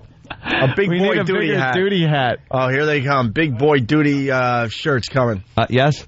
Big boy made it. Old school and use newspaper. Oh, newspaper. Oh. Well, we just want to practice. We want to practice before we roll film. Yeah, what can we practice with? I like his little duty hat, though. Little duty hat is better than big duty hat. I agree. Well, let's see. Because it's white. All right. Yeah, let's see what the big duty hat looks like. And it's too little for his big dopey head. I know. Even a littler duty hat. Yeah, little duty hat. It's a very... we got to pin this Laurel duty and Hardy hat on him. Get a this pin. is Jared. Get a pin for Jared's Yeah, make sure it doesn't fall. Scotch tape even. Who cares? Yeah. Oh, duct tape. Black duct tape. No, you're going to ruin the Doody hat. Yeah, you'll ruin the integrity of the Doody hat we don't with care the about black. his hair, but... Scotch tape. Give me that hat. We have, people will look at this. Give me a black marker. You have to mark what it is. Are you going to put Doody Hey, by hat? the way, let's get the Pal Talkers involved. Could they at least take a look at the big boy Doody as we figured this whole thing out? You got enough of an extension cord? I'm hoping. That could go over. Right, I'm looking at the cam. All right. Don't jar it around. It'll freeze if you do. You got to hold it in position for a little while. Yeah, let it adjust to the light. All right. And here is, ladies and gentlemen. That doesn't look impressive. Get as close as you can. Yeah, that doesn't look as impressive. You got to understand, this thing is above. It's filling up the, It's above the waterline. That doesn't look impressive. See, look, the waterline's there, and it's peering out. It doesn't look as impressive. It's mincemeat. You've made mincemeat of it. Some of it may have actually dissipated and floated below the low. Some may have settled during shipment. It's sediment. Yeah. I like. Oh, that's not a bad Doody hat. Which one? I prefer the white Doody hat. I like the big Doody hat. That big newspaper one is just silly. I like it though. The big Doody. And it says Big Doody on it. I kind of like the big hat. It looks ridiculous. I like the big Doody hat. Big Doody. I like the Big Doody hat. I'd like something maybe put buffer it. What? Like in between my hand and. Wait, there will be water. There can be no buffer, sir. Wait, can we? Can we get on the front of it, like in white paper, staple on white paper, so we could get the big Doody hat? Yes. So people understand what he's wearing. Good idea. Yeah, otherwise, it just looks Start silly. stapling it together, make it all. Look, a man scooping shit with no identifiable hat would be silly. It would be ridiculous. In all fairness, by the way, the Pal Talk view doesn't look impressive. No, that's all right. It really doesn't. This thing is massive. It's And again, some of it may have sunk as like a sinkhole. Yeah, that's why you got to dig in to the bottom of the porcelain. Yes, Thad. Just Travis had a good idea for the labeling, that the hat should say Big Boy and that the Doody should have hat that says Doody. Oh, so you're Big Boy and that's Doody. Yeah. Big Boy, okay. All right. But then again, Doody hat kind of sums up what it is. I like the Big Boy Doody. Because Big Boy, he should have a Doody hat. I think and Doody is D-O-D-D-Y, D-O-O-D-Y, not I-E. This is not England. No. It's like spelling Ozzy Osbourne, O-Z-Z-I-E. Yeah. T-Y. No. Now, you do understand, the hand has to go, I would say, from the front of the bowl. You have to scoop under. To the back, and your knuckles must slide along the porcelain. You're you're getting underneath. You're going for a classic scoop. You're not going in the middle. Yeah. You're not cutting the middle. You're like going, a steam You're shovel. getting underneath this thing. When you feel the heaviness of the Doody, then you lift up. And you present to the camera. Keeping it above the toilet at all times, but out of the water. All right, and above the rim, and then you address the Doody. All right, do we have a fake Doody? We got to, practice a little. What can we use We're for only going to have one Doody? shot at this. Huh? Just a big piece of paper. What can we use as fake Doody? Eric, can we lift you up? A tape a little Nothing tape on this? dispenser. Oh, a tape dispenser. No, but we want him to actually get on his knees. And, do the scoop that you'll be doing. Now, picture a toilet in front of you. Wait, is Jimmy in on this? Yeah, I think that I don't want to block the camera view, but I put Jimmy in on this. But Pal Jimmy Talk, is the creator. All right, of so the where gift. are you? We're blocking right now. So are you in the bathroom still? No, just have the camera guy open the door and prop it, and him kneeling. You don't need me there. Danny. How about this? I got it. Yes. Our video starts with the closed bathroom door. The door opens. Jimmy walks out, looks into the camera, and says, Big Boy made a Doody. At that point, camera continues into the bathroom. Jared's already in there on his freaking on his knees. I don't like that. No. That seems like set up and fake. Yeah. We should watch him walk in and do it. Yeah, why don't you... Okay, all right. I don't mind the Jim coming out saying Big Boy made a so Doody. we like that so far. Because that's what he did. Put your Doody hat on, son. Jimmy, what did you do? And Jimmy goes, Big Boy made a Doody. All right, and the kid goes, all right, hold on. The Doody hat, the lettering has to be even thicker, because on camera you're not going to see it as much. Yeah, put it forward, son. Show that Doody hat you're doing proud. good, though. Now, but beforehand also, we need that Pal Talk camera. If we could bring it, can it make it to the sink? So we have a side view, and you can adjust for height with the remote control instead of somebody trying to hold it, because you always miss that shit. Wait, someone said on the Pal Talk, Pat Duffy would do it. He would. Yeah, I know he would. Well, we know. Pat Duffy would take a bite. With his chin, he'd do it. With that beard. Pat would scoop it up with his Amish face. Yeah, Pat Duffy. All right. The Pal Talk camera's being adjusted now, so that works. Jared, we might remember your name after this. This could be... We know Pat Duffy's name like it's Put nothing. it right on the edge of the sink, and now... All right. Now aim it down with the remote control, and then we'll have a side view for Pal Talk. Then when the camera goes in, you, my friend, will be right in front of the bowl. The camera is going to be over his right shoulder, looking over so as not to block Pal Talk, and you'll have a clear view. So everyone can see. From Pal Talk at home, the camera, Jimmy can coach him. People are suggesting that... let's hold that door open, son. But you got to set up the scene. Yeah, put like a wedge in there or something. What's the scene? Wait, we don't want the duty cam knocked over. But but the scene starts with Jimmy coming out of the bathroom, right? Okay. And then he goes to Jimmy, what did you do? And Jimmy goes... Big boy made a duty. And then he says, well, let me go see. Or something. Well, we don't want bad acting. No. Jimmy comes out, says that, and Jared goes in. Do we need me to go, big boy made a duty? We don't know what happened. Because that's hilarious. Oh, for the video. That's the whole bit. Yeah. All right. Big boy made a duty. Jared goes in, goes on his knees, does the scoop, lifts it up. You have to present like this. Click the remote down on the camera. Click thing. that remote down, Eric. Show that duty in its arrow glory. Down until don't hide we it. see duty. But what's Jared's motivation to go in there? $300. All right, is it going down? How can it be down as much as it can go? You know, the video goes down further. The video could start with some kind of, people do anything for $300 or something. That'll set it up nice. And we'll hand the $300 over to him at the end of it. We certainly will. Ah, damn it. Well, someone should hold it then. Gonna have to prop it under or hold it. Still setting up the duty cam. Wait, duty cam must be ready. Hold on, let's get this duty cam going. God, I'd fix it, but I ain't walking in there. How about this? Just as long as it can't be blocked by a cameraman or anything else. Nope, we ain't gonna see the doodly goodness. How about from the back? We need something to hold it so it points at the duty. I want my duty showcased. Can't someone just hold the Someone Pal Talk can, camera? but I've never seen that Pal Talk Just camera held because you don't have a monitor. But hold it on your leg or something and keep it kind of grounded. Just make sure it's All right we're bringing there. in a stool. A stool. There's already a stool in there. Ba-dum-bum. Bring that... All right, how's the duty? All right, let's see. The duty cam is now working its way in. You can see now... It's a good duty cam angle, but you'd have to hold it up above the ball. You're going to have to hold that duty up. I'd rather see the duty. Yeah, of course. Damn it. On Pal Talk or our video? A Pal Talk also. Our video, you're going to get a good But view. the Pal Talkers are going to get to see the presentation. No, but he's got to listen too. He's got to pick it up with two hands. No, one hand. One-handed. Listen to me. Jared, this is really important. When you scoop underneath, and you have to present it like this. What do you say? Big boy made a big duty. But no! Somebody type it out to us. He's wrecking his line. Who, you, Brando? And if You're ruining your line. If you don't do this right, you don't get the $300. And you got a disgusting hand. Big boy sure did make a duty. And the duty hat is perfect now. Jesus.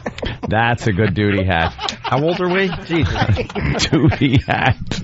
Be sure is the key word. Be sure. All right, he's got that is not pointed at the fucking toilet. Holy cunt rag. Language. All right, there you go. There, you're going to have to leave it like that. I swear, or I will shove your face in that toilet bowl. All right, who's holding it? Hold the duty cam like that. Perfect. Who's holding the duty cam? Who is that? Just no. Remember, the lens is pointing down a little bit, so it's not going to be like you could point it directly at it. Right there. You got to put the duty hat on the... No, you don't even need the duty hat on that. Listen, we're almost ready now. All right. Now, I want to hear your line again, son. Can I get it written down for me? Oh my God. Oh, my God. One line. You need it's one lousy line. What's the line? Here's how I want it delivered. Big boy sure did make a duty. Someone is suggesting we put the $300 under the duty. I got it, Dan. Hold on. That's awful. Someone's got to get that money afterwards. No. Just hand it to him after. Yeah. It's even funnier. Let me see the line. Him holding There, it he's got than reading cue it. cards now. All right, so someone could hold a cue card. Big Boy sure did. Now make sure Big Boy sure did make a duty. Underline confirming for the world that Big Boy did in fact make a duty. Underline did. Yeah. And don't go Big Boy sure did make a duty. It's did. Remember, I'm a big boy. And then you got to put it back and go, bye-bye. Bye-bye. After you drop it. Hold on. Scene 2. Yes, get a new cue card. And who's going to do the cue cards? Bye-bye. Hold on. Danny. That's fine. And since you're now, Wait, can we tape the cue cards to the wall and no one will see them? Absolutely. Okay, tape them to the wall. This all has to be done in preparation, but this is a big scene we're going for here. Please, like big Brando and the Godfather. Yes. Tape the duty line. Tape the duty lines. Where's Sam's there. camera going to be? Are they numbered line 1 and 2? I don't want him to pick it up and go, bye-bye. Well, if he does, he could say that to this radio program. Look at his big duty hat. Norton, are you walking out saying Big Boy made a duty I'll first? just say it. They can say what happened in there, and I will just so go, horrid. Big Boy made a duty. To set it up. And then, but then Doody Jared has to come out of nowhere. He's just got to come out of nowhere and walk into the bathroom, and then Sam follows him in. Wait a minute. How about his first line can be he runs out of the office and says, "Did someone say Big Boy made a duty?" Okay, I like that. Because he has a duty hat. Duty hat. All right, let's practice that. Get out. Jared, get out. All right, someone's got a mic, Jared. All right, Jimmy. Oh, is this stupid? All right, Jimmy. All right. Now, someone says, what happened? All right, Sam, make believe you're filming this. So, Jimmy, what happened in there? Big Boy made a duty. Jared, cue. Jesus. Did Big Boy make a duty? You stink. Oh, my God. His acting is horrible. Oh, God, I almost want to hire Voss for this part. Hold on a second. All right, let's try Hold on. again. Did someone, not did Big Boy make a duty? Right. God, you're going to cheapen this production. Come on. You suck. No, it's did. Hold on. You don't deserve to wear that duty hat. That duty hat has been passed down from father to son. He needs cue cards taped everywhere. And you come in right after Jim delivers his line. Exactly. What are you waiting for? You're lounging in the other room waiting for that duty to dissipate. Hey, the Captain Kirk delay in your delivery? Hold on, we got a great phone call coming in from Wisconsin as Jimmy writes more script. Dan in Wisconsin, go ahead. Yeah, I just want to remind you guys that it's ridiculous to listen to grown men with papier-mâché hats play with shit. That's horrible. Wait, now hold on. First line. Okay, tape it right across to right the... here. Someone tape this line. Tape it there. Here's what he has to All run in this and go. idiot's lines have to be taped up somewhere. Well, no, why doesn't someone be cue card guy? That's good enough. Taped up. You sure? Did someone say Big Boy made a duty? All right. And then he'll walk in. And then he'll walk in. And he'll do the scoop, and you'll pick up the gift. All right. And you say, Big Boy sure did make a duty. Right. And then you drop it back into the toilet and go, bye-bye. All right, let's do a dry run, and by dry run we mean you don't touch it. You don't touch the gift. Someone... Fix it up, then maybe he should put a little... Why don't you talk it to him? A hat on it? I don't know. How much blocking do you think this Yeah, blonde come can on handle? now. This idiot can't handle He's much just of this running at in all. going, duty, Big Boy? Wait. We have to write... Just a suggestion. I don't know if it'll work. So he scoops it out. He already has the tiny duty hat. Does he place it on the duty before he drops it back into the bowl and says bye-bye? Yeah. Oh, I don't know if he could pull it off. Well, yeah, I don't know. Where's the... Yeah, we're only going to get one take. We're going to get one take. I don't know if we should have him blocking and putting hats on it. By the way, this is coming in a lot. Rick from Rhode Island especially. Shitty acting, everybody. Yes, shitty acting. Turn that camera down By a the little way, bit. that camera doesn't go down. Your head's going in Fix that fucking camera toilet. down. Stop. Hey, why don't you do Stop. a complete run-through? Oh, my God, are you screwing All this right, up? hold on. Down! Who's in there? Who's in there? He's fucking up the All right, duty pad. sit on the sink and place this thing on your thigh so it's Right anchored there. down. Right, wherever you have it. But he's not going to be able to hold it like that Oh, forever. yes, he will. He better. What if he sits on the sink and then he could place it Because on... then it'll just be in the way. Yeah. Have the kid do the whole run-through and go next to the toilet. Can you hold it like that? You got to have him do it. All right, Jared. The whole run-through. Jared. He's propped up against his body. When you get in there, do a fake run-through where you're scooping on the... Not in the toilet bowl. Dude, right you on could go down even more with that. Lower. Lower. Like not down like this, down like this. Tilt. There's fucking pitch and roll and yaw. How about a little on the fucking pitch? Why are you screaming at him? He's nervous. He's an intern. He's freaking out. Jesus. Right? That's good. Star of the show's yelling at him because he's I'm yelling. This is important. To the shit. Right there. That's perfect. That is fucking perfect. Now, Jared, when you kneel, be aware of the cameras because Sam and the other camera boy will be there. All right. So be careful. You have to kneel and scoop. What did our intern get Parkinson's all of a sudden? I know, he's shaking like fucking, like, what are you doing? Hold on, hey, Hepburn, can you fucking... All right, we might have to replace the duty cam guy. D-Rock, why aren't you running the duty cam? I know, you were built for this. You are built for this. All right, you're fired, duty cam guy. You fucked up. You failed at duty cam. All right, failure. Walk away with your head in shame. That's right, duty cam. There you... Now look at E-Rock. Let's see. E-Rock, get this fucking duty Steady cam as a right. log. All right, E-Rock is now... Oh, yeah. Now, that's good. Your shoe is in it. Yeah, now move up. You got to go up. Pull it up. Pull it up. Like and pull it up, keep going, keep going. Little more. Pull up. How is that so bright? All right, good. Right there. The camera will keep it right the fuck there. All right, who's going to take the pictures now? All right, we got Danny, take some pictures or somebody. Get some pictures of that duty. That's why E-Rock didn't want to hold the duty cam. He wanted to take some stills for the website. Oh, E-Rock, you're shaking a little bit. He's holding it. What's the matter, Eric? How do we not have you this? can't take... Oh, because Eric's trying to... Oh, he's got it on his leg. Hawk is smart. That's why you'll always film shit in this business. That's right. That a boy. That a boy. All right, let's rehearse real quick. All right, let's do a rehearsal. All right, everyone rehearsal. places, everyone places. All right, places.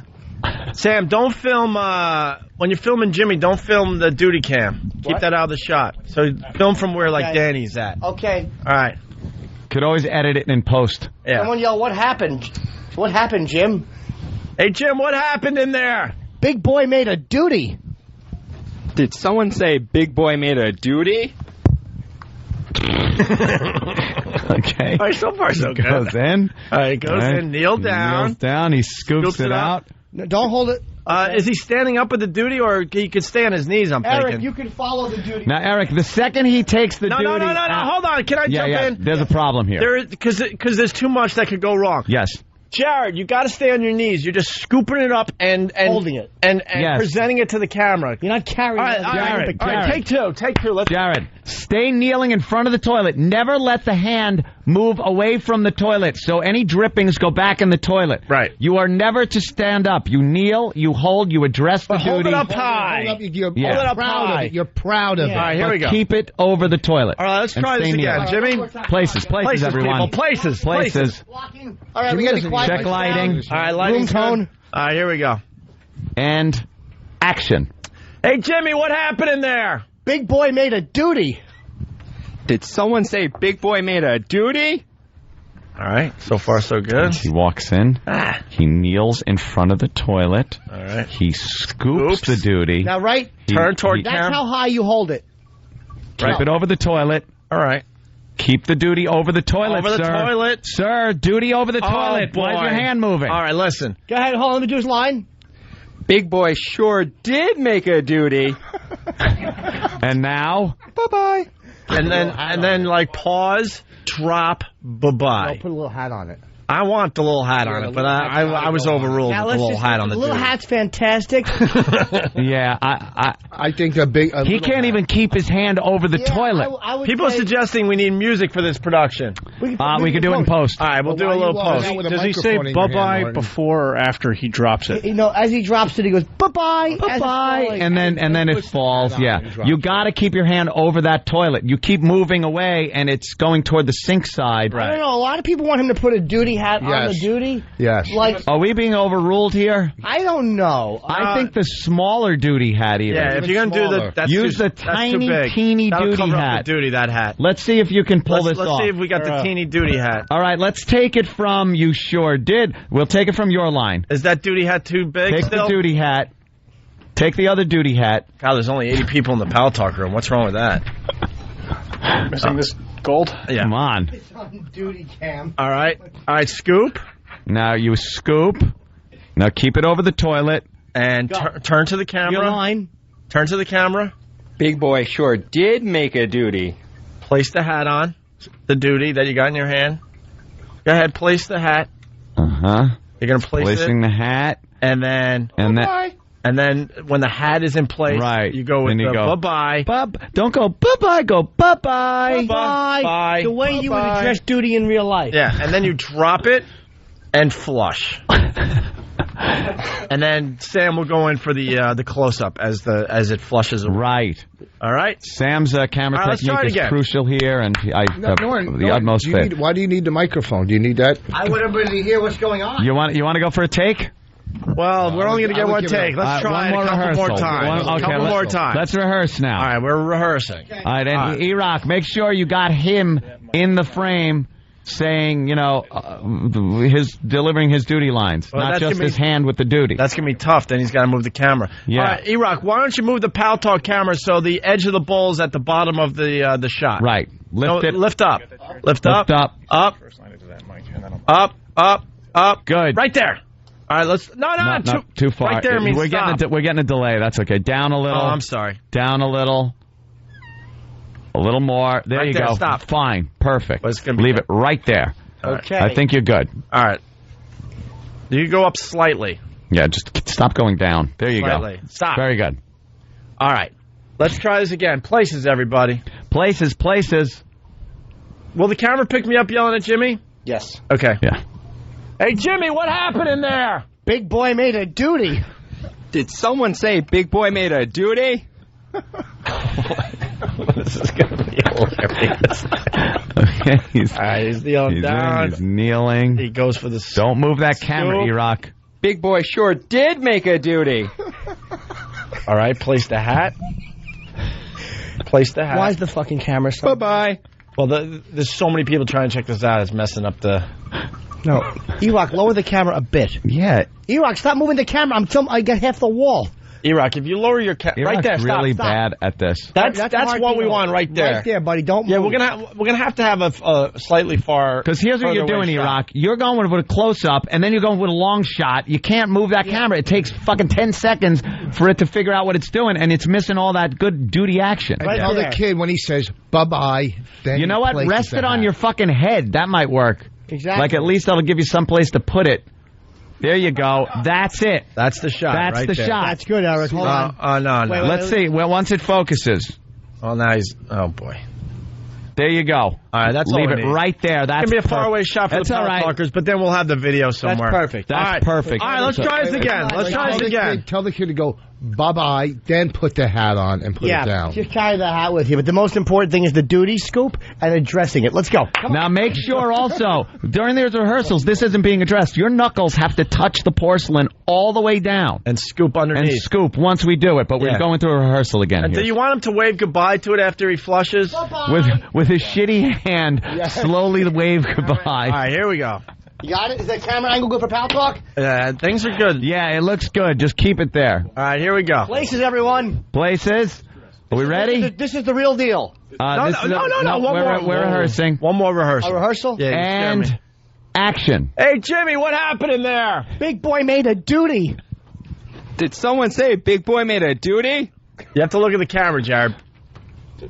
Go back. All right, take it from did somebody. It's your line. Jared, you're not looking at us. You're playing to the camera. Play to the camera. Exactly. All right? Go ahead. Did someone say Big Boy made a duty? I like his delivery now. It's awful. All right, now he's going. That's what I like about it. Let's see how this works. Where's he filming from? Where's he filming from? The NEW studio? He's kneeling down. Big Boy sure did make a duty. All right. As he scoops it in. Places the hat. Bye-bye. Places the hat and says, bye-bye. And then he waves. As he flushes. And as it flushes, just wave goodbye to it. Bye-bye, like you wave goodbye to a friend. With that shit-covered hand. All right, here we go. Are we going to go for it? I think we got it. Or should we do one more? No, I think we got it. All right, we got it? Yeah, I think we got it. All right, what does everyone... Jared, remember, look at the camera, not us. Jared, you're looking at the camera. Also, knuckles on the porcelain. Get a good friggin' fistful of that duty. By the way... A good scoop. Good heaping helping. A heaping helping. And then hold it up, but keep it above the toilet, but hold it up above the rim. Right. And then address it with your lines, put the hat on it, bye-bye, flush, and wave with your duty hand. Listen. And listen, we can abort before he goes into the toilet if something doesn't seem right. All right? Pal Talk. Someone keep an eye on Pal Talk. We're okay? Yeah, Pal Talk Cam looks okay. Let's go. I'm itching. Just leave it there. Don't go up anymore, E-Rock. All right, Sam, you're definitely filming, right? All right, here's a big boy made a duty. Go. Action. Hey, Jimmy. All right, cut. I forgot my line after all that. Opie forgot his line. Oh, my God. A monster. All right. E-Rock, a little bit. E-Rock, a little bit toward the door. Just a tad toward the door. A tad, E-Rock. All right, ready? Hold on. Good, Ant? God, I panicked when I knew the camera was actually rolling. Yeah. Come on, boys. Ready? Ready. Will you say action, Ant? Action. Hey, Jimmy, what happened in there? Big boy made a duty. Did someone say Big Boy made a duty?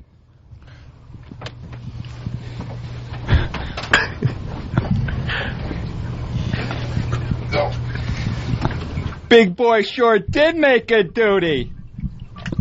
Bye-bye. Bye-bye.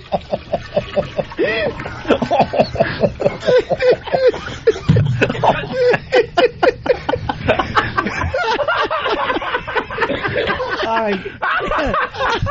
Give us $20.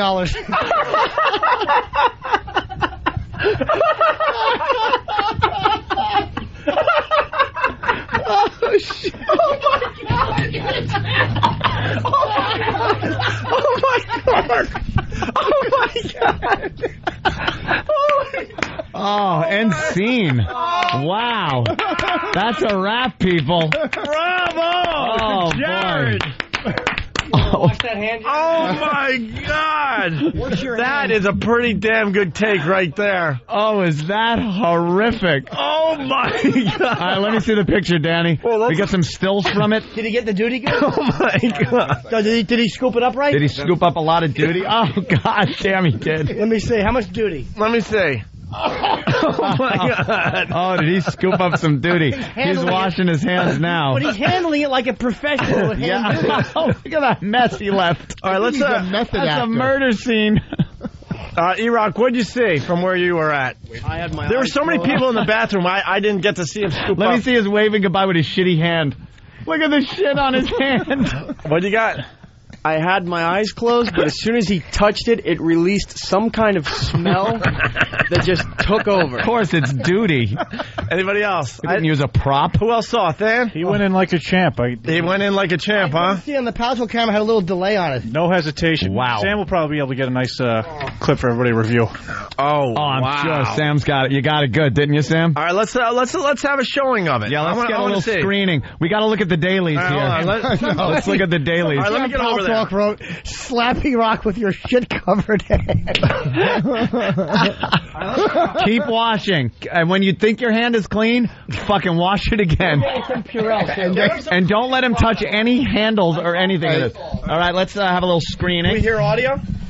Let's get some audio. We'll try to put it on this mic. All right. We're having our first viewing This is of a video that's destined to be a classic. The dailies. All right, here we go. Go. I'm going to erase it. Wait, why are we doing this part? Where's the beginning? From the beginning? Yeah, we want from the beginning. Oh, my God, you can't just show that part. What are you, nuts? My God. Why not just, let's watch The Godfather. Let's just go to the part where Michael shoots the fucking guy. Jesus. I would have to let the kid go now. Yeah, he's got to be fired. Yeah, he can never handle my food. Yeah, absolutely. Look at him. He's still wearing his duty hat. All right. That is great. All right, get this video up immediately. Here it is. All right, here we go. All right, more sound over here. Get this way. There we go. Perfect. Action. Hey, Jimmy!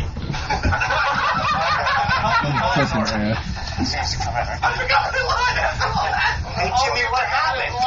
What an idiot. A monster set of E-Rock, a little bit toward the door. Just a tad towards the door. A tad, E-Rock. Look at him. Hold on. Good, Ed? Yeah. Come on, boys. Ready? Ready. You say action. Action. Hey, Jimmy, what happened in there? Big boy made a duty. Oh, my God, Jimmy's acting. Did someone say Big boy made a duty? Duty hat, very good. Right, he's going in. Oh, God. Big boy sure did make it, Doody.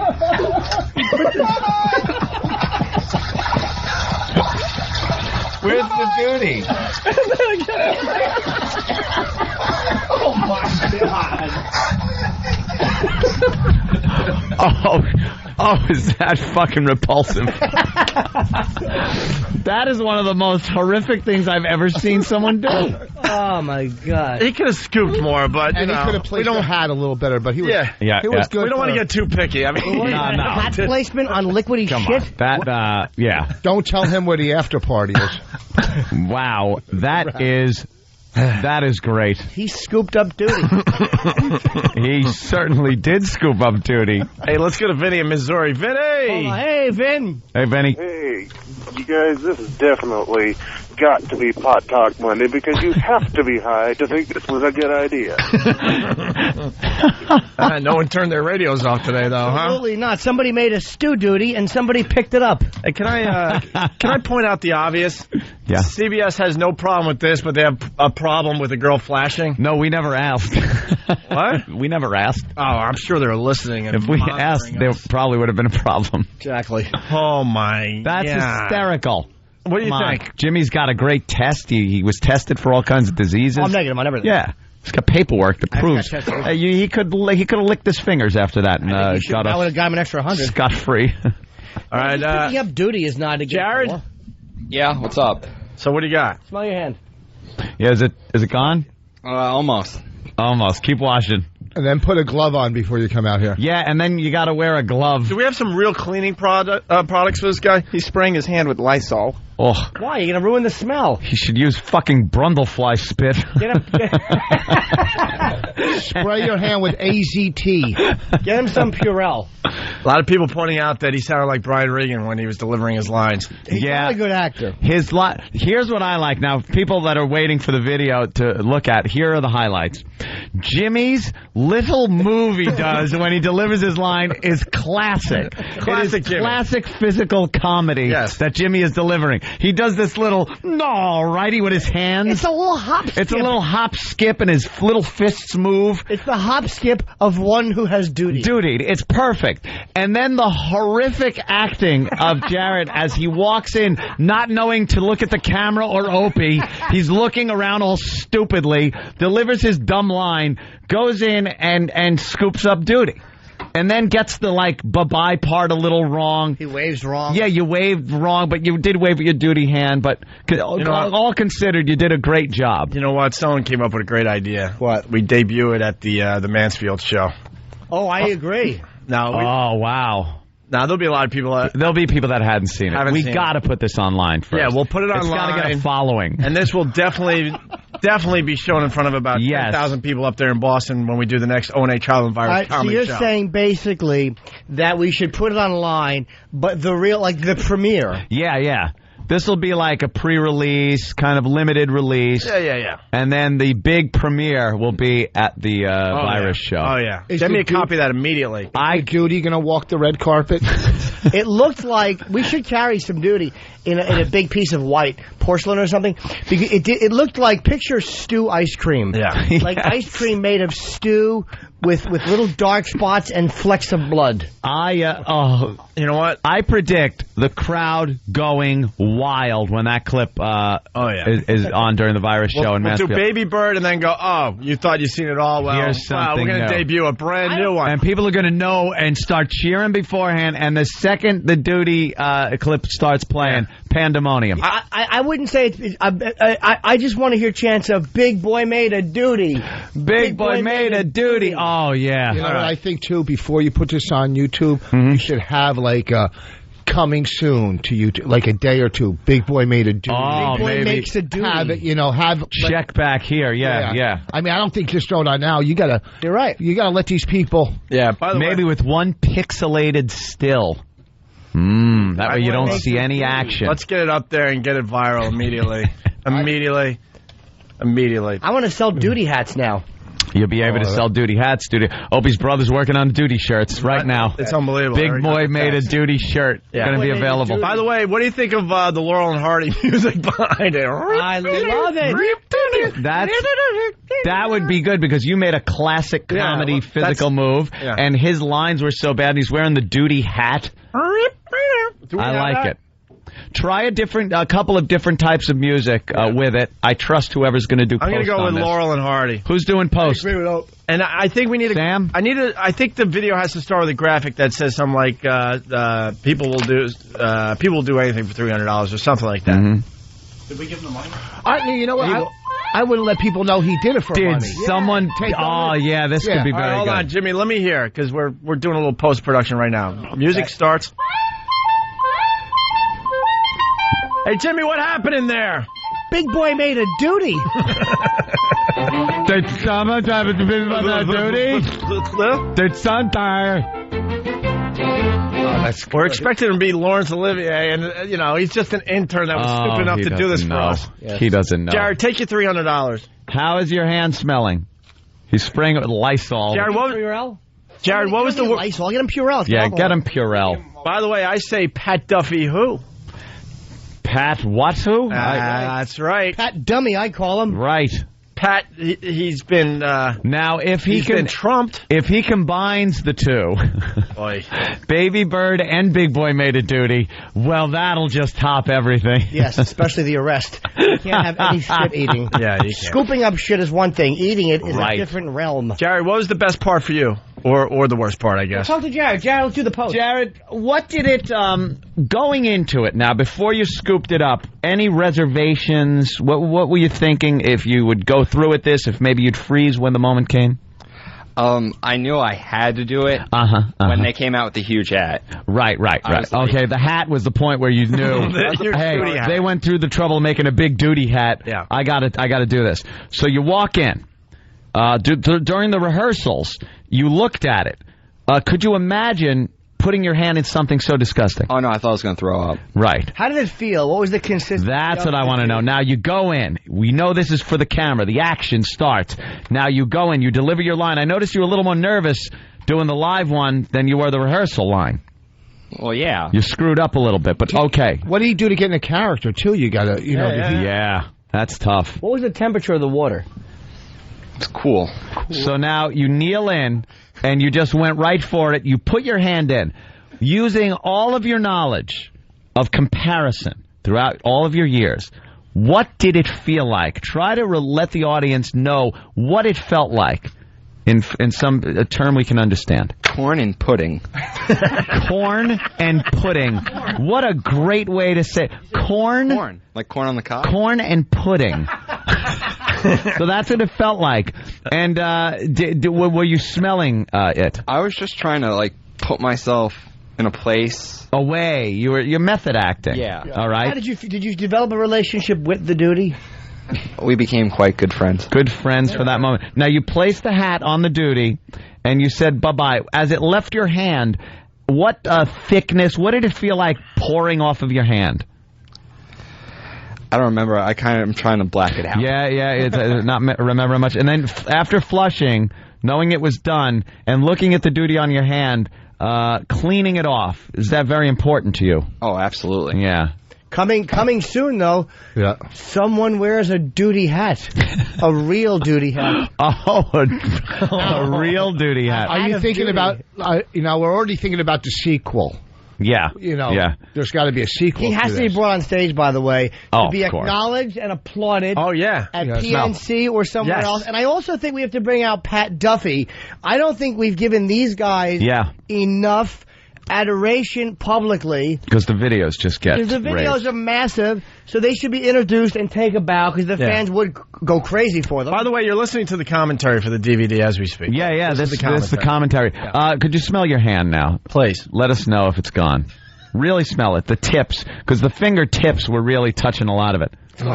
Is it still... Yeah. Wow. What's it smell like, Jared? Can we get Pat Duffy? Is Pat Duffy here today? Where's an intern that might smell his fingers to just see maybe if it's just you and it's in your nose? Touch him. Let's get an intern. By the way, look at the picture of Jimmy. All right. Look at the picture of Jimmy that. I know. There it is. Just smell his fingertips. Swing. Don't touch his face. Just get real close and smell.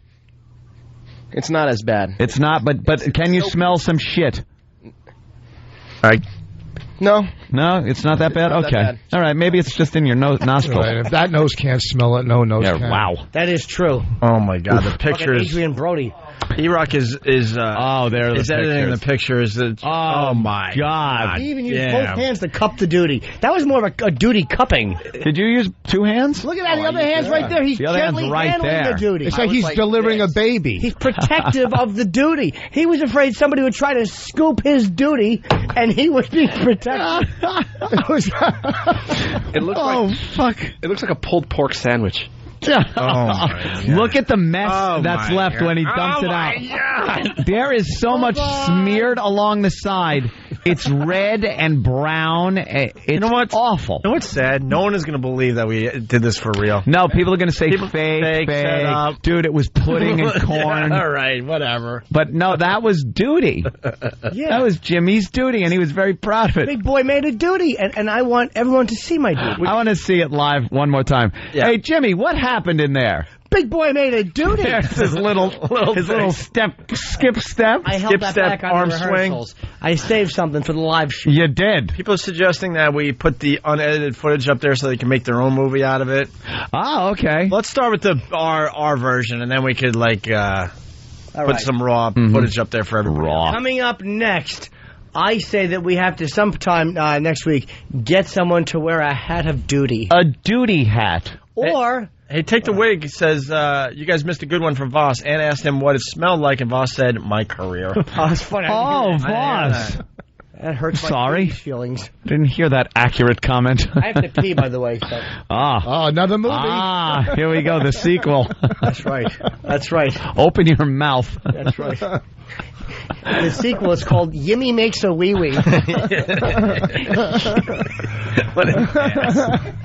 We need a wee wee hat. And he's got to wear a Maid of the Mist hat. Wearing a raincoat. Yimmy Makes a Wee Wee. Coming soon. Yimmy. This fall. Oh, God. I think all right, that was mature radio. I think you should get Pablo to do the intro on this. Yibby. And Ben Kingsley. Can I jump in there? Ben Kingsley passed on this program? I don't get it. Well, go screw. I don't get it. What are you doing, Fan? Yimmy has to make a wee-wee. Oh, his hand's still all wet and fucking dripping with... It smells like Lysol in here. It's annoying. Jared, you grab your $300? All right. Hold on. Yeah. That's good. How often do you make $300? Like a week, a month? What is it? Do you work? Last week. Last summer you get on mic there while Jimmy makes Yimmy makes a wee wee. Last summer I made a lot of money. You made a lot of money last summer. Doing what? I was working for a general Get on that mic. Get right on it. I was working for a general contractor doing labor work. Labor work? So you'd go around with a wheelbarrow and pick up shit and stuff like that. Pick up shit. Well, kind of what you did here. And you were making what? $9 an hour? No. 15? A little more. Wow. Really got ripped off when I was in the trades. So you made a lot of money. Yeah. So now what do you make? I'm making $7.75 an hour. That's rough. So 300. 300's pretty good. Yeah. All right. That's going to cover transportation and all Oh, good. All right, Sam, when are you going to work on the video? Immediately? As soon as I can. Right now? I'm scared that we're going to lose this footage. How about this? Get it up there. Let's make a copy right now so we have a copy. Yeah. I'll take the camera. Get it up. The tape out now. Just make a get a copy. Make a copy right now? Get a copy of the raw footage on disc immediately, and then double it and make 8,000 more. All right, let's copy right now. So we're going to. Why don't we take a break? We got Pat from Munaki. He's outside. What's he doing? Oh, he's got a big event coming up. Yeah, we'll talk to Pat. Yeah, cool. It's Opie and Anthony. Opie and Anthony. Shock jocks, Opie and Anthony. Opie and Anthony. It's the Opie and Anthony Show. Opie and Anthony.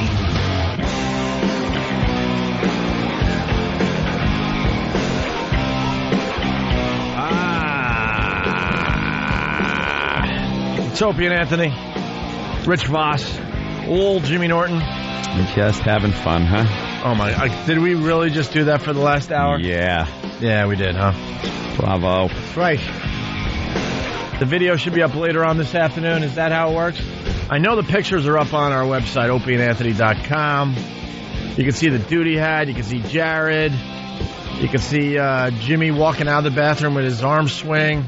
We capture that nicely. That's a beautiful move. Yeah. How do we send this to the Oscar committee? What are the qualifications? Actually, my headphones are not. What did you say, buddy? What are the qualifications for the Oscar committee to look at it? The Academy, you mean? The Oscar committee? Whatever, the Academy. Didn't you write for the Oscars once? Yeah. And you did say Oscar. That's I heard. I didn't. Jimmy. I said Oscar. Don't listen. Yes, you said Oscar the first time. That's why I asked you to repeat. I heard you. My headphones. Wait, there was something else you said wrong, too. God damn it. Oops. What did he say wrong off the Everything. Don't recall. It happens too much. That guy at Morton's, me and my girlfriend were there, and he comes over and goes, oh, dude, I'm a big O&A fan. My favorite moment is when Voss, and he just gave some fucking flub that you made about a hysterectomy. Oh, yeah. God damn, I don't remember it. Nah. We just said it the other day. I know.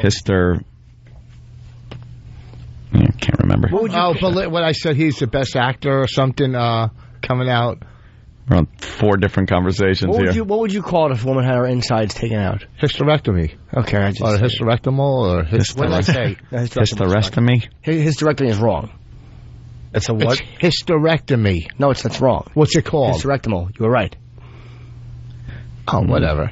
You don't use that much in the conversation. Somebody has to help us out. We just said it on the air the other day. We were telling this story, but we want to tell you. It's a hysterectomal is correct. We want to tell the story in front of Voss. We'll get it.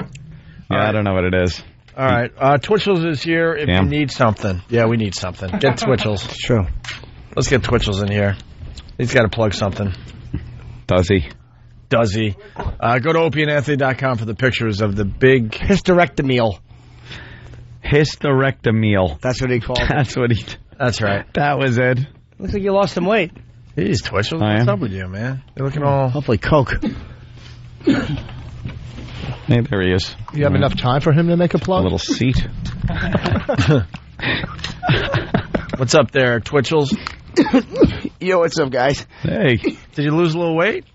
Yeah, I've been, I think about lost 15 pounds. I got another thing I'm shooting with MTV, so I'm trying to lose the weight before we shoot. Why? Big Doody? What are you shooting? They're doing like a... They're doing like... Can you do that one? That feels good. No. It does. That feels really nice. It's good. It feels nice. Fucks with Twitchell so bad. I love Twitchell. His email I love stutter. You too. All right, so what are you filming for MTV?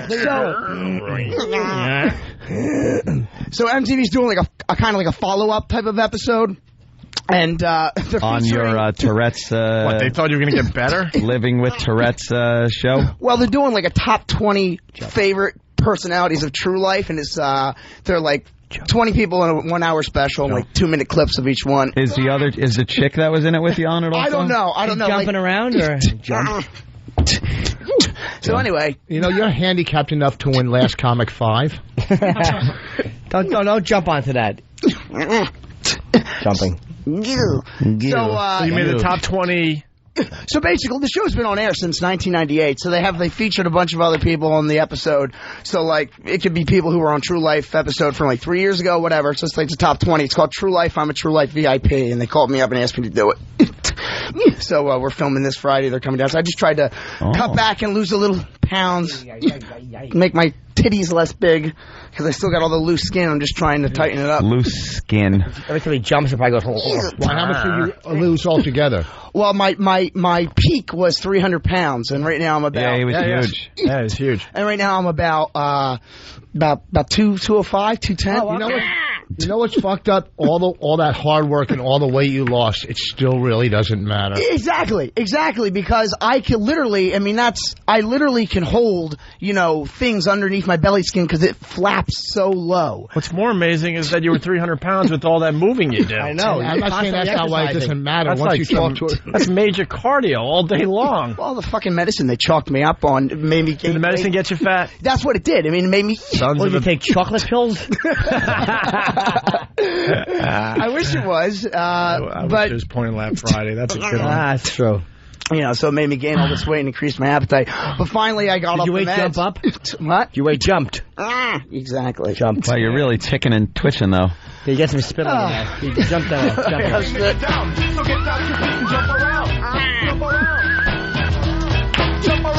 Jump. Yeah. Jump.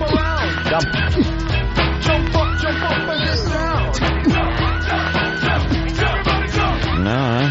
Oh, well, he's sitting, so it's kind of hard for him to jump.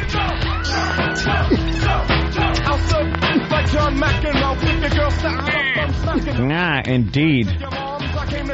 It's very uncomfortable. Yeah.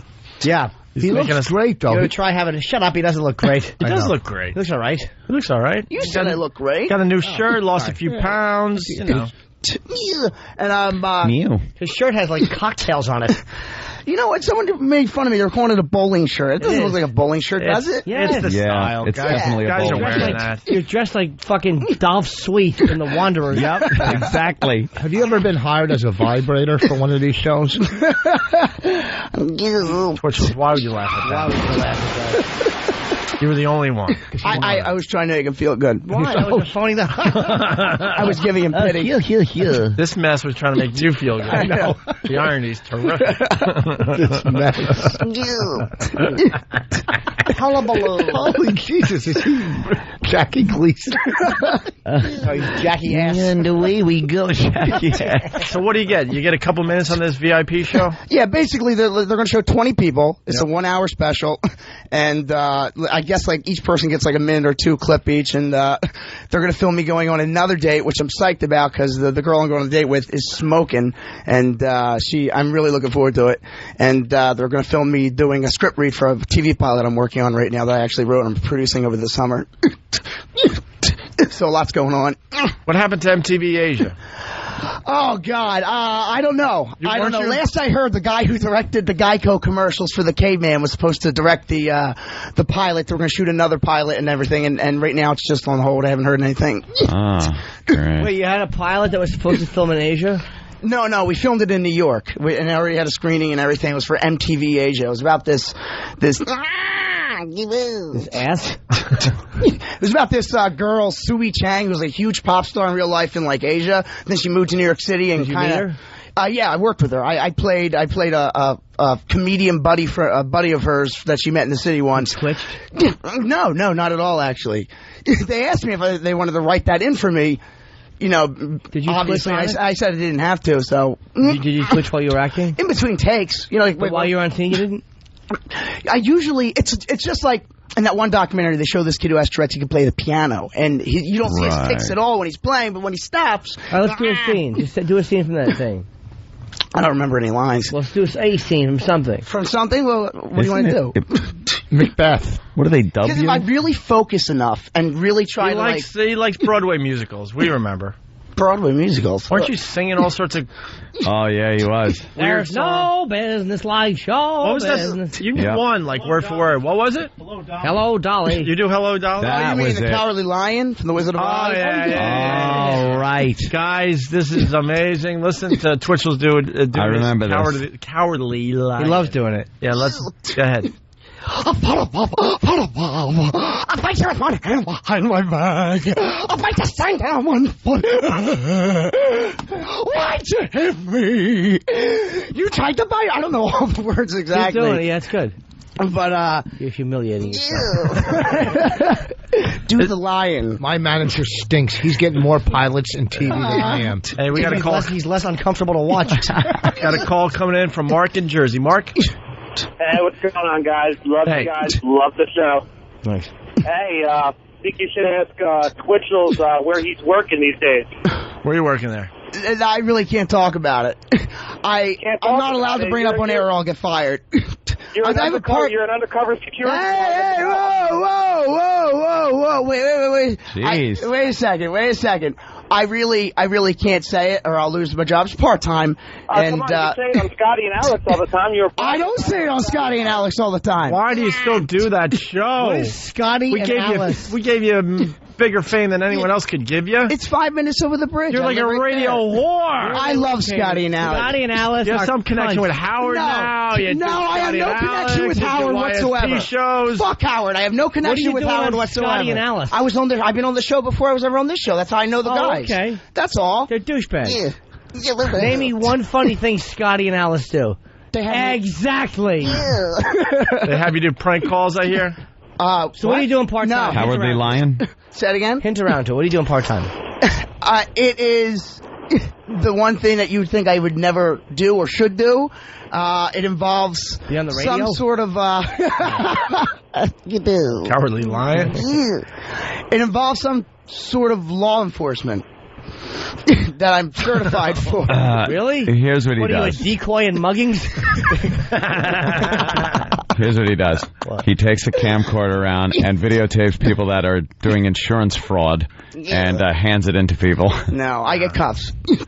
What? I get cuffs. What are you, a bounty hunter? No, I How the fuck are you ever going to get a cuff on somebody? I know. Lots of practice, Opie. Lots of practice. Some Cowardly Lion. Huh? I bet you can't sing some Cowardly Lion. I can sing Cowardly Lion. I bet you can. I can. Come on, a little bit. Just a little? More, Which one? The Potamus, whatever. The Potamus? Yeah, whatever. Come on. Yeah. Come on. Belt it out. Mean it. The Potamus. Come on. I can't get past the fact that he's cuffing people. Go ahead. Yeah, we've got to figure that out. If I am a king of a forest, I'm not duke, I'm not queen of a king. I command each thing, be it fish or fowl, with half and a half, and that royal ground. Yeah, I cuff people. I remember that part. Are the cuffs as big as hula hoops so you can get them around them? What are you cuffing? Is sucks balls good or bad? So I'm just reading. Depends who's writing Hey, are you going to be in a magazine or something, too? Yeah, actually, Discover Magazine just did a big issue. Every four months, they come out with a special edition about a different topic. This one's called Medical Mysteries, and they want you to do a Chris Benoit impression. Oh God. That's delightful. Wouldn't be the first time I've heard that. Don't you do stand-up? You do stand-up too, right? Well, I haven't done stand-up since February. I've been taking a break since I've been, up to my ears in work with this pilot and doing other stuff too. So I'm just right now just working on acting. When you do stand-up, how long does it take you to do an hour? Believe it or not, I've only been doing it for a few years. I only got the most I got was 20, 25 minutes. If I were the king of the forest. That was good, Jimmy. I like that. Nice. I should give you a guest spot this weekend at Brokerage. Cops checking in, calling you a fucking square badge. What's a square badge? What is a square badge? Mall security? I guess you could call it a step above that. A step above mall security. Because mall security. Mall security. Way to not talk about your job, stupid. You're a security guard. No. Yeah, no. What are you guarding? No, I don't. Under cover of the night. Yeah. What do you guard? What are you guarding? That you have cuffs. No weapon though, right? You're not allowed. You don't have a pistol. I guess I could kind of talk about it if I don't mention where it's at. Yeah, that's all. Fine. Yeah, this will be all right. And don't patch him through or whatever because he probably knows. Ask him. No, this is what happened. Basically, they mentioned it a couple times on Scotty and Alex show, and I almost got fired, so I didn't want it to happen. Shit. Well, what do you do? I'm an undercover store detective. What kind of store? No, see, I don't want to get into that. No, but how undercover where could you be undercover behind the? You hiding behind the coach? No. What, in a firecracker store? So then you look for people shoplifting? There's a good chance I might not be there that longer anyway, so I might try to move up to become a cop or something. I bet it's a toy store. You look for people shoplifting? You're not going to be a cop. Is that it? I'm kidding. A store that sells shakes. And then what happens? I make martinis for a living. Give me a scenario. What happened? Give me. Have you busted anyone? Yeah. All right. Run me through it. Get there. Believe it or not, my first grab. Not. My first grab. I don't believe What's the first grab? Usually you're sitting in a camera room and you're watching the camera all the different monitors, and you try to, it's like fishing, just seeing, you just watch certain people, whatever, and sometimes when you catch them on tape doing it, then you go down to the floor. You gotta. I can't get the details, but anyway. What do you say? My first grab, I actually was out to have a cigarette, and I came back into the store, and I saw it in person. It wasn't actually on camera. What were they taking? It was a young guy with his girlfriend, and he took a pair of sunglasses off the rack and was trying them on, like he was like trying to see how he looked in the mirror. And then I saw him slowly with his right hand. He was ripping the tag off, and I just happened to come back for cigarettes, so I acted, started looking like I was looking. So what'd you say? Nothing. So I went back up to the camera. I radioed my other detective to get him on camera, and we surveilled him. Waited till we left the property. We got to wait till leave the property. Then we apprehended him and brought him in and processed him. Why would he go? You're not a police officer. No, I'm not a cop. No. So it's a retail store, obviously, and he walked. Well, you have to wait till they leave the door or the property. What do you mean? Well, can you bust them when they walk outside the store? Yes. But they don't have to leave the property. The property could be the parking lot too. Yeah. I bust people in the parking lot. Just as long as they're not technically on the in the store, like in the store. So. What if he was going into the bathroom, say? In the store? No, can't do it. Gotta wait till I leave. So, I don't want to talk about this anymore because I do not want to get in trouble. All right, here we go. What if someone goes into a dressing room, right? They go into a dressing room. Right. They put clothes on under their clothes. Right. And they walk out. I really can't get into details how we figure that out. Don't you have to see them actually taking stuff? No. We got to check the dressing room, make sure the dressing room is clear. We have on camera what they're going with, and if they leave without it and we go to the dressing room and it's not in the actual dressing room, then that gives us the reason to do the bust. So that's pretty much it. You're saying you don't watch when you get dressed? Huh? No, I don't watch. You're saying in your story that there's cams in the dressing room? Yeah. No, there's no cameras in the dressing room. We'll jerk off and tape it and watch and laugh. Absolutely. Each other's hugs. Yeah. Absolutely. Wow. While I sing the Cowardly Lion. Do they have clothes? If I only had a brain. No, that's Scarecrow. Do you have a badge? Sorry. Do you have a badge? Yes. What do you say when you approach? Do you have it in your wallet? No. Let me see your badge. No. You guys are not. I don't want to talk about the badge anymore. I just want to see the badge. Let me see the badge. We have to show the badge. I don't know if I have it on me. I might have it. I won't. Of course you have the badge on. No, I have my. You're proud of this gig. No, I don't have it on me. He is proud of it. How do you not I have my New Jersey State ID. That's all I have. What do you say when you approach them? Excuse me. I'm Louis Twitchell Santani. Look, I'm not really allowed to talk. I'm not. I'm probably. You're not with Homeland fucking Security. All right, we got Mike the cop. Mike, what's up? Please tell him to stop calling himself a detective. Well, he is. That's what they refer to us as. Jimmy, please. He's an officer. He's a detective, Mike. Show if you call him a detective again. Mike, he's a detective. Show him respect, Mike. He's a fucking square badge. You guys ought to have more camaraderie with each other, you detectives. He's your brother. We'll go out, get a couple beers, watch a game. Yeah, the thin blue line. Come on. God, I just threw up. Listen, we can give each other tips on how to take guys down. How many people take guys down? In your mouth. Yeah, he'll take guys down, and then Twitchell's will go down on guys. That's a big difference. Come on. You guys just talk about your collars? Yeah, he just told us an interesting story about a couple of collars he had. Oh, collar. He couldn't find a collar in a shirt factory. Hey, wait. Now, Louis Twitchell Santani, what do you say when you approach somebody? Bye, boys. Bye, Mike. Later, Mike. Or, more importantly, how many people get away because you can't say stop? Yeah, you got to read their rights. Stop in the name of the... What do you say when you approach? Basically, well, once they leave, once we go up to them, we say, "Excuse me, ma'am, sir, whatever. I'm with such and such loss prevention. My name is whatever. We want our merchandise back," and that's pretty much it. And if they deny it, we begin with them. What if they don't get it back to you? If they refuse to come with us, then we call the police. Yeah. But we might already call the police anyway, depending on the amount. What if they just punch you in the fucking face? Then I get up and run after them and tackle them and cuff them. Oh, you do you? You don't want this maniac running after you. That hardly ever happens. I think he has rabies or something. Where do you work? Stuff hardly ever happens.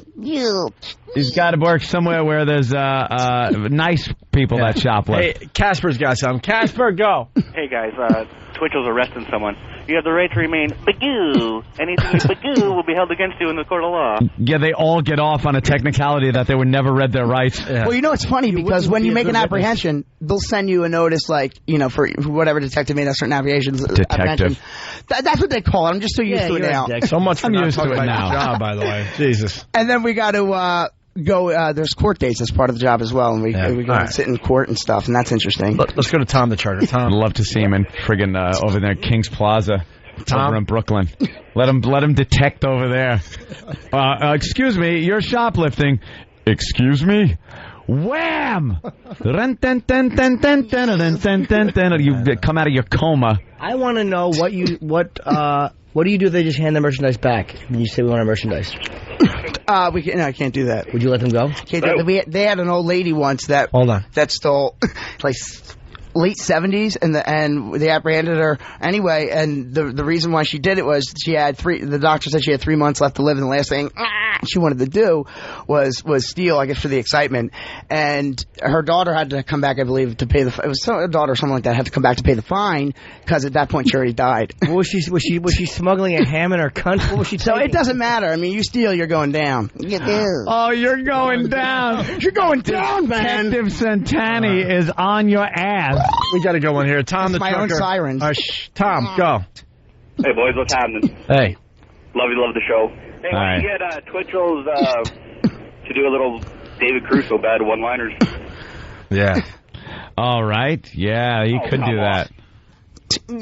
Twitchell, did you learn how to profile too? Yeah, do you look and kind of know who's going to be shoplifting? Yeah, believe it or not, I'm actually starting to get the hang of it. But I got to be. Let me just set the record straight. I am never ever going to have a career in law enforcement. This isn't even. I don't want to say it's. It's could be a stepping stone. For what I do. You're a detective. It's just a part-time job. It could be a stepping stone. You're a detective. What else for God's do they sell sake? besides sunglasses? I don't want. What else they sell? Look, I don't want to get into this. You won't get in trouble for saying things they sell. There's a million stores. I'm going to get fired. So what do you do? Would you tackle a guy if he was stealing a Slim Jim? Or a Slurpee? They don't sell. There's a clue. They don't sell Slim Jims. I think he works like a Marshall's. Yeah, it's one of those. They don't sell food. TJ Maxx. No, it's something like that. Like a Woolworths type place. They sell food. This place doesn't sell food. Sharper image. No. You break too many things there. Yeah, it's probably a fucking a rubber ball factory. I think it's just anything that he can't knock into. I think it's a detox center where they really wouldn't know it was him. Yeah. Detective Santani. Man, Oh, no. Could you have a PBA card I could use maybe if I get pulled over? You mean POD? What's that? Go ahead, just say it. What is it? Wait. Pile of douche? I don't even know what it means. I have no idea. That card you get to get out of jail free card when you get pulled over or something. I don't know what that's called. POD. POD. Yeah, POD. Right. When you put up the yellow tape around the crime scene. This is not like a serious. What do they sell at the place? Come on. I didn't even want to talk about If you this. don't tell us what they sell, we're going to have somebody call in and give out the name of the store. Oh, yeah, we could do that. Oh, wait, no. Whoa. Close. All right. The Gap. I'm not hot enough to work at the Gap. Banana Republic. No. Uh-oh. Abercrombie and Twitch.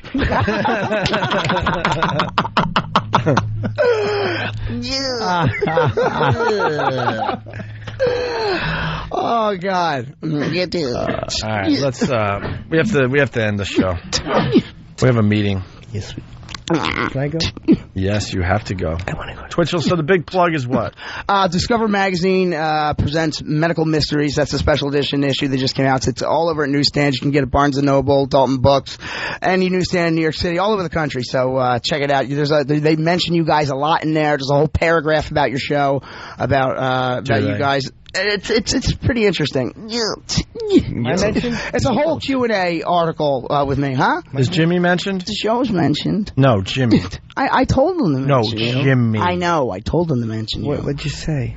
I said, can you mention Jimmy? What kind of clothes? Little Jimmy. Huh? What kind of clothes? What kind of clothes? Yeah, like pretty close. Expensive? Or, well, it's got to be a guy's store too. Well, it varies if there's a sale and. Oh. Yeah. Well, that feels good, doesn't it? That felt great.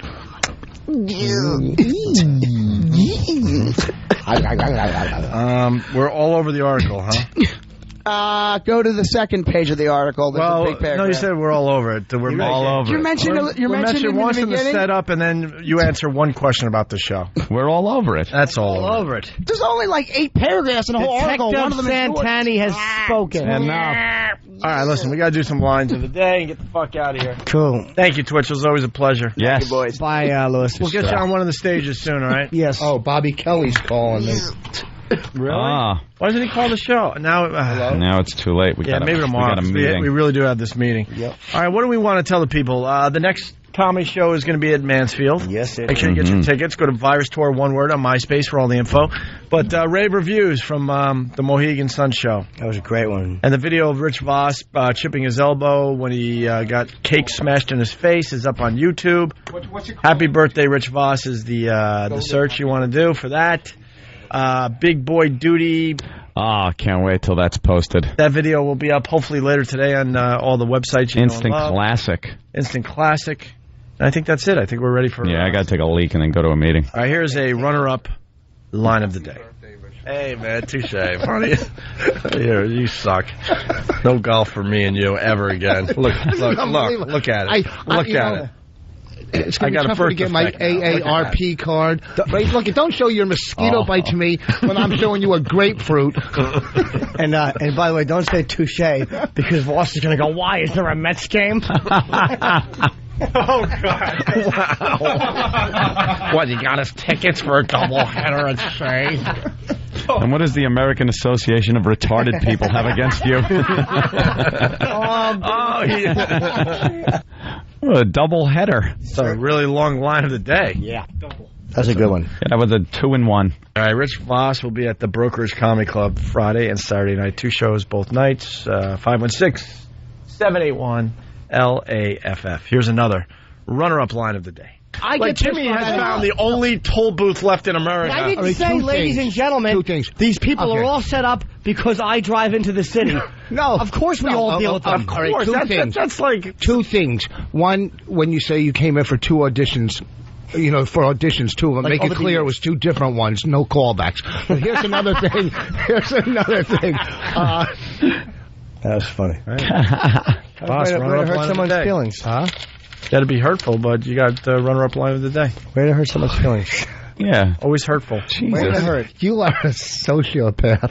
What's a sociopath? I don't know. There's no H in that word. Why do you always have to be homo? Why do you have to be hurtful? Oh, piece of coming right at you. All right. Line of the day. Line of the day. Yep. Line of the day. Yep. Here comes line of the day. Line of the day.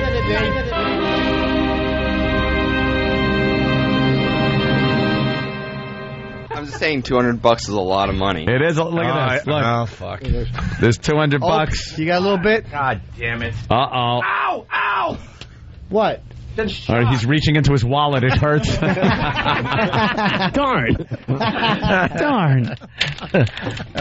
Like the darn. That was hurtful. There's today's show, everyone. There it is. There it is. Let me Another one in tinkle. the books. Tony's going to tinkle. So I got to go to Bosco's and buy some shit. Oh, okay. Just watch out. Don't take anything. Why? I don't know. Wouldn't be nice. Are we walking down there to this meeting? Never heard of that. Bosco's? Yeah. What? Boscov's? Boscov's? I go to Boscov's all the time. Boscov's? Who said I buy stuff. I don't steal from Boscov's, though, man. They got a fucking force. Can't steal from Boscov's. Force to be reckoned with. Bring. Holy shit, that girl's sexy. All right. We'll talk about that girl. All righty. Boscov's. We'll talk about that girl tomorrow. You guys have a great day. We got things to do. Thanks, Rich Vos. All right. Shock Jerks. Opie and Anthony.